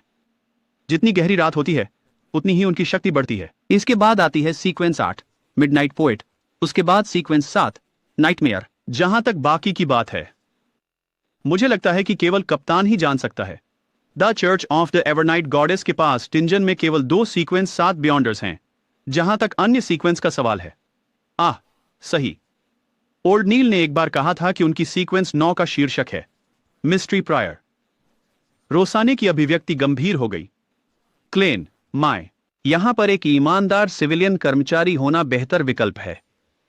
क्या तुम समझते हो कि एक अजीब व्यक्ति बनना कितना खतरनाक है? एक बियॉन्डर के दुश्मन सिर्फ पंथी और काले जादूगर नहीं होते, क्योंकि वे खुद अपने सबसे बड़े दुश्मन बन सकते हैं। लगभग हर साल कोई ना कोई अपना नियंत्रण खोता है और खुद को बलिदान कर देता है। क्लाइम ने उसके शब्दों को ध्यान से समझा। तो दूसरे शब्दों में, कप्तान और मिस डेले दोनों ही सीक्वेंस 7 बियॉन्डर्स हैं, नाइटमेयर और स्पिरिट मीडियम। हाँ, उच्च सीक्वेंस बियॉन्डर्स बेहद दुर्लभ होते हैं। तो एक सीक्वेंस 7 बियॉन्डर को चर्च के बड़े हथियारों में से एक माना जाएगा, सही? हालांकि मैंने आखिरकार बियॉन्डर्स पर अधिक जानकारी प्राप्त कर ली है। जब मैं पर्याप्त जानकारी इकट्ठा कर लूंगा, शायद तब मुझे अपने मूल दुनिया में लौटने का तरीका मिल जाएगा। अभी के लिए मैं उन सभी बातों के बारे में सोचना बंद कर दूंगा। क्योंकि मुझे आज भुगतान मिला है, मैं आज रात मेलिसा को अच्छे खाने पर ले जाऊंगा। चीन में, जो कि भोजन प्रेमियों का साम्राज्य है, हम ऐसे ही करते हैं। रुको, मेरे पास केवल 3 पेंस बचे हैं। यह घर तक कोच लेने के लिए भी पर्याप्त नहीं है। शायद मैं 3 पेंस तक जितना रास्ता तय कर सकता हूं उतना जाऊं और बाकी पैदल चलूं, या मैं बैंक जाकर अपने बिल बदल दूं। नहीं, यह काम नहीं करेगा। अगर मैं पैदल चलता हूं तो मैं इतनी दूर चलना पड़ेगा और वो बहुत असुरक्षित है। बैंक भी मुद्रा विनिमय के लिए 0.5% शुल्क लेता है। मैं ऐसा विलासी सेवा निष्पादन नहीं कर सकता। जैसे ही क्लेन विचारों में खोया हुआ था, उसने एक कपड़े की दुकान देखी। एक कपड़ों की दुकान, यह ठीक रहेगा। वह अंदर गया और एक दुकानदार ने गर्मजोशी से उसका स्वागत किया। स्वागत है महोदय, आज आप क्या खरीदने का विचार कर रहे हैं? एक छड़ी, क्लेन ने उत्तर दिया। एक भारी, मजबूत। दुकान के सहायक ने एक विकल्प प्रस्तुत किया। यह छड़ी आयरनहट लकड़ी से बनी है। यह बहुत भारी है और अत्यधिक टिकाऊ। इसके सिरे में भी सोने की जड़ाई की गई है। कीमत 11 सॉली और 7 पेंस है। क्या आप इसे आजमाना चाहेंगे? जरूर, मैं इसे आजमाऊंगा, क्लेन ने हिचकिचाते हुए कहा। उसने अपने आप से सोचा, 11 सॉली और 7 पेंस? यह तो लूट है। सिर्फ इसलिए कि इसमें थोड़ा सा सोना जड़ा है, वे सोचते हैं कि वे जितना चाहें उतना चार्ज कर सकते हैं। बेंत को आजमाने के बाद उसने सिर हिलाया। आयरन हार्ट लकड़ी थोड़ी भारी है।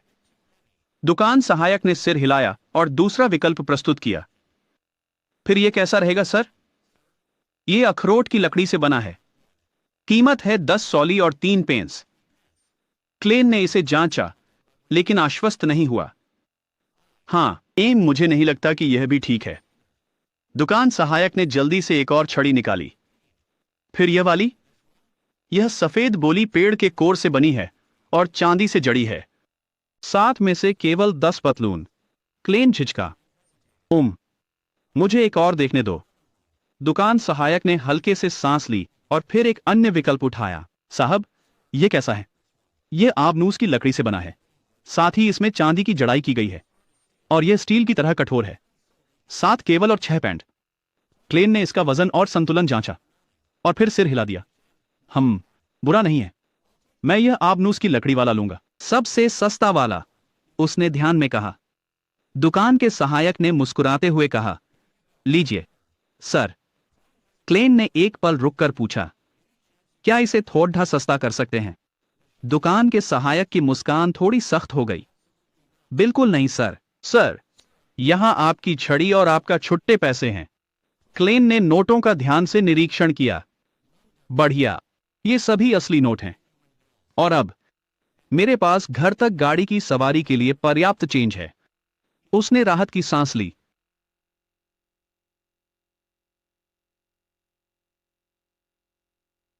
मैंने आखिरकार सुरक्षा की भावना पुनः प्राप्त कर ली है। अचानक दरवाजे पर दस्तक हुई। मेलिसा ने उसका स्वागत किया जब वह भीतर आया। मुझे गर्म होने दो। पिछली रात का बचा हुआ खाना। बेंसन कल भी वापस आ सकते हैं। क्लेन ने सिर हिलाया। मेलिसा, इस बात का जश्न मनाने के लिए कि मुझे नौकरी मिल गई है, क्यों ना हम सिल्वर क्राउन रेस्टोरेंट जाएं? मैंने सुना है कि वहां का खाना वाकई अच्छा होता है। मेलिसा हिचकिचाई। लेकिन क्या आपका टिंगेन यूनिवर्सिटी के साथ इंटरव्यू कल नहीं है? क्लेन मुस्कुराया और अपना सिर हिला दिया। मुझे एक सुरक्षा कंपनी मिल गई है जिसका मिशन है प्राचीन अवशेषों को ढूंढना और सुरक्षित रखना। कार्य अनुबंध 5 वर्षों के लिए है और मैं प्रति सप्ताह 3 पाउंड कमाऊंगा। उसने अपनी भुगतान पर्ची निकाली। देखो, उन्होंने मुझे 4 सप्ताह की वेतन अग्रिम में भी दिया और मेलिसा की आंखें चौड़ी हो गईं। मेरी देवी, तुम। उन्होंने एक स्पष्ट विचार बनाने के लिए संघर्ष किया और फिर सहमी। सच कहूं तो यह नौकरी सच में बहुत अच्छी लगती है, लेकिन आखिर क्यों वो तुम्हें 4 हफ्तों की सैलरी अग्रिम देंगे? क्लेन का चेहरा गंभीर हो गया। क्योंकि हमें कहीं नए स्थान पर जाना है। मेलिसा ने एक पल के लिए रुका, फिर बोलने लगी। क्लेन, सच कहूं तो हम काफी आराम से रहते हैं। उसने रुककर जोड़ा, मेरा मतलब है कि हां, मैं कभी कभी अपनी खुद की बाथरूम न होने की शिकायत करती हूं, लेकिन वो सिर्फ एक पुरानी आदत है। उसने उस पर नजर डाली, जैसे उसकी प्रतिक्रिया का अंदाजा लगाने की कोशिश कर रही हो। क्या तुम्हें जेनी याद है? उसके परिवार के 5 लोग कुल मिलाकर एक ही कमरे में रहते हैं। उनकी तुलना में हम पहले से ही काफी भाग्यशाली हैं, इसलिए कहीं और शिफ्ट होने में अपनी सैलरी बर्बाद मत करो। इसके अलावा मुझे श्रीमती स्मायरॉन की बेकरी सच में बहुत पसंद है।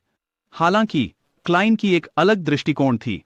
मुझे व्यक्तिगत रूप से मौजूदा रहने की स्थिति से कोई आपत्ति नहीं है, उसने स्वीकार किया। लेकिन तुम्हारे लिए मेलिसा, यह असुविधाजनक है। उसने अपनी बाहें मोड़ी और जारी रखा, इसके अलावा इस समय मेरा मुख्य लक्ष्य एक बेयॉन्डर बनना है। अगर मैं इस भरे पूरे अपार्टमेंट में रहता हूं तो यह समस्याएं खड़ी कर सकता है। मेलिसा ने भौहें सिकोड़ी, लेकिन कुछ नहीं कहा। उसकी झिझक महसूस करते हुए क्लाइंट ने अपनी आवाज नरम की। मेलिसा, जिस सुरक्षा कंपनी के लिए मैं काम करता हूं उसकी सरकार के साथ संबंध है, इसलिए मेरी आय स्थिर है और मैं एकल परिवार के घर की तलाश में नहीं हूं, सिर्फ एक टाउन हाउस की। कम से कम हमें एक ऐसा स्थान चाहिए जहां हमारा खुद का बाथरूम हो। उन्होंने आश्वस्त करने के लिए मुस्कुराकर कहा, मुझे भी मिसेस स्मायरॉन की ब्रेड पसंद है, इसलिए हम आयरन क्रॉस स्ट्रीट के पास कोई जगह ढूंढो। और ऐसा नहीं है कि मुझे जल्दी है कि मैं वहां चला जाऊं। हमें पहले बेंसन के लौटने का इंतजार करना होगा, नहीं तो वह बहुत हैरान हो जाएगा। क्लेन हंसा। वह शायद कुछ ऐसा कहेगा जैसे, मेरी देवी, क्या मैं सपना देख रहा हूं? मेरे भाई और बहन कहां हैं? मेलिसा ने आह भरी। नहीं क्लेन, अगर मिस्टर फ्रैंकी को पता चल गया कि हमने जल्दी मूव कर लिया तो बेंसन जब वापस आएगा तो वह बिल्डिंग में भी नहीं घुस पाएगा। मकान मालिक फ्रैंकी शायद उससे चाबी वापस करने के लिए कहेंगे। मेरे पास एक सहपाठी था, जब उनके पिता की कंपनी दिवालिया हो गई, उनके परिवार की आर्थिक स्थिति बिगड़ गई और उन्हें स्कूल छोड़ना पड़ा। सरकार भी स्थिर नहीं है। जब भी नई पार्टी चुनी जाती है, अराजकता हो जाती है। उसने उसकी आंखों में देखा। हमें पैसे बचाने की जरूरत है अगर स्थिति बिगड़ती है। क्लेन ने धीरे से सांस छोड़ी, फिर सिर हिलाया। ठीक है। वह मुस्कुराया। तुम वास्तव में इन चीजों को अच्छी तरह समझते हो, है ना? उसका स्वर हल्का हो गया। चलो थोड़ा जश्न मना लेते हैं। जाओ और एक मछली, एक टुकड़ा बीफ, एक कैन क्रीम और एक बोतल अदरक बियर खरीदो। इसका कुल खर्च लगभग 1 होगा, सिर्फ 6 पेंस में। जब मेलिसा मुड़ने लगी तो उसने आवाज लगाई, ओह, और मिसेस स्मिरॉन्स को मत भूलना। मुझे तुम्हें छोटे से नींबू केक का एक टुकड़ा खिलाने दो। वह हिचकिचाई, फिर सिर हिलाया। ठीक है। बाद में टिंगन विश्वविद्यालय में क्लाइन एक कार्यालय के दरवाजे के बाहर खड़ा था। अंदर आओ, भीतर से एक आवाज आई। क्लाइन ने कदम रखा और डेस्क के पीछे बैठे व्यक्ति का अभिवादन किया। मिस्टर स्टोन, इंटरव्यू में अभी 1 घंटा बाकी है। क्या आपको कुछ चाहिए? वृद्ध व्यक्ति ने ऊपर देखा, थोड़े आश्चर्य के साथ। क्या आप मुझे याद करते हैं? मैं क्लाइन मोरेटी हूं, सीनियर एसोसिएट प्रोफेसर कोहेन का छात्र। मुझे विश्वास है कि आपने पहले मेरा सिफारिश पत्र देखा होगा। उसने आगे बढ़ने से पहले एक सांस ली। मैं आपको सिर्फ यह बताना चाहता था कि मुझे एक नौकरी मिल गई है, इसलिए मैं आज के इंटरव्यू में हिस्सा नहीं ले पाऊंगा। मिस्टर स्टोन ने सिर हिलाया। मैं समझता हूं। बधाई हो, युवक। हमें सूचित करने के लिए धन्यवाद। मैं यह संदेश प्रोफेसर और सीनियर एसोसिएट प्रोफेसर तक पहुंचा दूंगा। धन्यवाद, क्लेन ने विनम्रता से जवाब दिया। तभी एक परिचित आवाज सुनाई दी, मोर्टी, क्या आपको दूसरी नौकरी मिल गई? क्लेन ने प्रोफेसर कोहेन और श्री एजिक को पास आते देखा। वह आश्चर्य से पलकें झपकाता है। सुप्रभात, प्रोफेसर कोहेन, श्री एजिक। क्या लाता है? ये तुम यहां हो? प्रोफेसर कोहेन मुस्कुराए। सुप्रभात, मोरेटी, एजिक और मैं एक शैक्षणिक सम्मेलन के लिए यहां हैं। प्रोफेसर की नजर उत्सुकता से तेज हो गई। आपने किस तरह की नौकरी पाई? क्लाइन ने उत्तर दिया, यह एक सुरक्षा कंपनी के साथ है जो प्राचीन वस्तुओं को ढूंढने, इकट्ठा करने और सुरक्षित रखने में विशेषज्ञता रखती है। उन्हें एक पेशेवर सलाहकार की आवश्यकता थी और वे मुझे प्रति सप्ताह 3 पाउंड भुगतान कर रहे हैं। वह मुस्कुराया। जैसा कि आप जानते हैं, मैं केवल इतिहास का सारांश देने के बजाय उसे अन्वेषण करना पसंद करता हूं। प्रोफेसर कोहेन ने ध्यान से सिर हिलाया। खैर, हर कोई अपनी राह चुनता है। मैं इसकी सराहना करता हूं कि आपने हमें जानकारी देने का समय निकाला बजाय ना आने के। श्री अजैक, जो अब तक चुप थे, अचानक पूछ बैठे, अरे वैसे क्लेन, क्या तुम्हें पता है कि वेल्च और नाया के साथ क्या हुआ? क्लेन का चेहरा जम गया। मिस्टर अजैक ने जारी रखा, मैंने अखबार में पढ़ा कि उन्हें चोरों ने मार डाला था। क्लेन का दिमाग दौड़ने लगा। तो वे जनता से कह रहे हैं कि यह एक डकैती थी और यह खबर इतनी जल्दी फैल गई। अपनी आवाज को तटस्थ रखते हुए उसने जवाब दिया, मैं भी निश्चित रूप से नहीं जानता कि वास्तव में क्या हुआ। उसने कुछ रुकते हुए जोड़ा, वेल्च ने हाल ही में एक नोटबुक हासिल की थी जो मूल रूप से सोलोमन साम्राज्य के चौथे युग में एंटीगोनस परिवार की थी। उसने मुझसे इसे समझने में मदद मांगी। इसके विषय वस्तु मैंने पहले कुछ दिनों तक उसकी सहायता की, लेकिन उसके बाद मैं नौकरी खोजने में बहुत व्यस्त हो गया। उसने दोनों प्रोफेसरों की ओर देखा। हां, पुलिस भी मुझसे इसके बारे में पूछताछ करने के लिए आई थी। श्री अजिक ने भौहें सिकोड़ी। एंटीगोनस, यह नाम परिचित लगता है, लेकिन जितना भी मैं कोशिश कर लूं, मुझे याद नहीं आ रहा कि मैंने इसे पहले कहां सुना था। प्रोफेसर कोहेन ने सिर हिलाया, मुझे यह बिल्कुल भी पहचान में नहीं आ रहा। श्री अजिक ने गहरी सांस ली। शायद मैं इसे किसी और चीज के साथ भ्रमित कर रहा हूं। क्लेन की नजर स्थिर रही। प्रोफेसर, श्री अजिक, यदि आपको कुछ याद आता है या यदि आपको कोई नई जानकारी मिलती है तो क्या आप मुझे लिख सकते हैं? जैसा कि आप जानते हैं, मैं चौथे युग के इतिहास में बहुत रुचि रखता हूं। प्रोफेसर कोहेन ने सिर हिलाया। जरूर, कोई समस्या नहीं। उन्होंने समय देखा। अरे, सम्मेलन के बारे में अजैक, हम अब और देरी नहीं कर सकते। ओह, ठीक है। वेल्च और नाया के बारे में अखबारों ने ठीक ठीक क्या कहा? उसने अपने बैग में हाथ डाला और एक मुड़ी हुई अखबार निकाली। अगर आपको विवरण चाहिए तो आप इसके बारे में आज के टिंगन मॉर्निंग पोस्ट में पढ़ सकते हैं। क्लाइन ने अखबार लिया। धन्यवाद। प्रोफेसर कोहेन जाने लगे, लेकिन अपने कंधे पर बोलते हुए कहा, हमें अब जाना होगा। अपना पता भेजना याद रखना। वह हंसा। हमेशा की तरह ईसाक और मैं कोए विश्वविद्यालय के इतिहास विभाग कार्यालय में उपलब्ध हैं। क्लेन बेमन से सिर हिलाया। पहले से ही लेख देख रहा था। पुलिस के अनुसार अपराध स्थल भयानक था और सभी कीमती चीजें ले ली गई थीं। वे दावा करते हैं कि यह किसी खतरनाक अपराधियों के समूह का काम था। उसने अखबार पर अपनी पकड़ डीडीएच कस ली, तो वे इसे पूरी तरह से दबा रहे हैं। तभी उसे एक बेचैनी का एहसास हुआ। क्या? उसके शरीर में तनाव आ गया, जैसे उसके अंदरूनी अंतर्ज्ञान ने उसे चिल्लाकर चेतावनी दी, कोई मुझे देख रहा है। क्लेन की रीढ़ में सिहरन दौड़ गई। मुझे पता है कि मैं कल्पना नहीं कर रहा हूं। मैं साफ महसूस कर सकता हूं कि कोई मुझे देख रहा है। वह हिचकिचाया। उसका मन दौड़ पड़ा। क्या यह हो सकता है कि मेरे स्थानांतरण या भाग्य वृद्धि अनुष्ठान ने मेरी छठी इंद्री को मजबूत किया हो? उसने धीरे से बुदबुदाया, आयरन क्रॉस, जुडलान। नहीं, शैंपेन स्ट्रीट। एक कोचवान ने सिर हिलाया। समझ गया साहब, वो चह पेंस होंगे। जैसे ही क्लेन गाड़ी में चढ़ा, उसके विचारों में उथल पुथल मच गई। मैं सीधे घर नहीं जा सकता। जब तक मैं दूसरी पार्टी की मंशा नहीं समझ लेता, मुझे मानना पड़ेगा कि वे दुर्भावनापूर्ण हैं। उसने अपनी मुट्ठियां भींच लीं। मुझे नाइट हॉक्स को खोजना होगा। केवल वही इस समस्या को हल कर सकते हैं। लेकिन अगर मैं सीधे उनके पास जाता हूं तो मैं उन्हें उजागर कर दूंगा। गाड़ी रुकी। क्लेन ने गहरी सांस ली और दृढ़ता से कहा, आप मुझे यहां उतार सकते हैं। उसका एकमात्र विकल्प एवरनाइट देवी के चर्च की ओर जाना था, विशेष रूप से टिंगन मुख्यालय, सेंट सेलीन कैथेड्रल। गिरजाघर के अंदर एक पादरी ने गंभीर उपदेश दिया। वे नग्न हैं, बिना कपड़ों के और बिना भोजन के, और वे ठंड में बगैर ढंग के पीड़ित होते हैं। वे भारी बारिश से भीग जाते हैं और क्योंकि उनके पास कहीं छिपने की जगह नहीं है, वे चट्टानों के चारों ओर सिमट जाते हैं। लेकिन एवरनाइट ने उन्हें नहीं भुलाया है। उसने उन पर दया दिखाई है। क्लेन के विचार अचानक बाधित हो गए। हां, क्या हो रहा है? वह अशुभ भावना, टोह लिए जाने का एहसास गायब हो गया था। एक आवाज उसके पास गूंज उठी, बच्चे, तुम यहां क्या स्वीकार करना चाहते हो? क्लेन ने उत्तर देने से पहले हिचकिचाया। मैं वास्तव में डन स्मिथ को खोजने के लिए यहां आया हूं। कोई मेरा पीछा कर रहा है। पुजारी ने उसे कुछ देर तक अध्ययन किया और फिर धीरे से निर्देश दिए।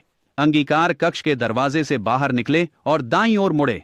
सीधे चलते रहें जब तक आप अंत तक नहीं पहुंच जाते। आपको पास में एक गुप्त दरवाजा मिलेगा।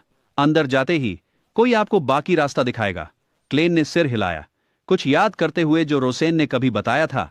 अगर आप चौनी के गेट की ओर जाने वाले चौराहे पर बाईं ओर जाते हैं तो आप सेंट सेलीन कैथेड्रल पहुंच जाएंगे। एक काले कपड़े पहने व्यक्ति उसके पास आया। मेरे साथ आओ। क्लेन चुपचाप पीछे चला। आदमी ने आगे कहा, सिर नीचे करके चौराहे पर बाएं मुड़ो, आप चैनिस गेट पर पहुंचेंगे। क्लेन ने हल्का सा सिर हिलाया। ठीक है, धन्यवाद। आदमी ने गंभीरता से जवाब दिया। देवी आपका आशीर्वाद करें, देवी का गुणगान करें। जैसे ही क्लेन अंदर आया उसने रोसेन को देखा और पुकारा, हे रोसेन। रोसेन आश्चर्यचकित होकर मुड़ा और एक उज्जवल मुस्कान, नमस्ते, आज का मौसम इतना बुरा नहीं है। वह स्तब्ध हो गई। क्लेन, तुम यहां क्यों हो? मुझे कप्तान से बात करनी है, उसने गंभीर स्वर में कहा। रोजन ने एक भारी सांस छोड़ी। तुमने तो मुझे आधा जान से मार ही दिया। क्या तुम्हें पहले दस्तक देना नहीं आता? मैंने सोचा तुम कप्तान हो, उसने भौहें चढ़ाते हुए कहा। तुम्हें उनसे किस बारे में बात करनी है? वह अपने कार्यालय में है। क्लाइन ने संकोच किया। यह एक रहस्य है। रोसेन ने नाराजगी दिखाई लेकिन आगे बढ़ने का इशारा किया। क्लाइन ने धीरे से खटखटाया और कप्तान के कार्यालय में प्रवेश किया। सुप्रभात कप्तान। डन स्मिथ ने ऊपर देखा। सुप्रभात, आपको कुछ चाहिए? कोई मेरा पीछा कर रहा है? क्लेन ने सीधे कहा। डन ने एक पल के लिए उसे देखा। तुम यहां गिरजाघर से आए हो? क्लेन ने निगला। हां। कप्तान कुर्सी पर पीछे की ओर झुक गया। यह संभव है कि वेल्च के पिता ने हमारे मृत्यु के कारण की रिपोर्ट पर विश्वास नहीं किया। हो सकता है कि उसने विंड सिटी से एक निजी जासूस को जांच के लिए रखा हो। यह नोटबुक से भी संबंधित हो सकता है। हम अभी भी यह पता लगाने की कोशिश कर रहे हैं कि वेल्च ने इसे कहां से प्राप्त किया, और बेशक हम इस संभावना को नजरअंदाज नहीं कर सकते कि अन्य व्यक्ति या संगठन इसके पीछे हैं। क्लेन तनाव में आ गया। फिर मुझे क्या करना चाहिए? डन का चेहरा शांत रहा। उसी रास्ते से वापस जाओ जिससे आए थे, फिर जो चाहो करो। क्लेन ने पलकें झपकाईं। कुछ भी, डन ने पुष्टि की। बेशक, दूसरी पार्टी को डराना नहीं और कानून मत तोड़ना। क्लेन ने एक सांस छोड़ी। ठीक है। जैसे ही वह बाहर निकला उसके दिमाग में ख्याल दौड़ने लगे। अब जब मैंने कैथेड्रल छोड़ दिया है, निगरानी की भावना फिर से तुरंत लौट आई है। उसके शरीर में एक ठंडी लहर दौड़ गई। यह बहुत अजीब है। क्यों उन्होंने गिरजाघर के अंदर मेरा पीछा नहीं किया?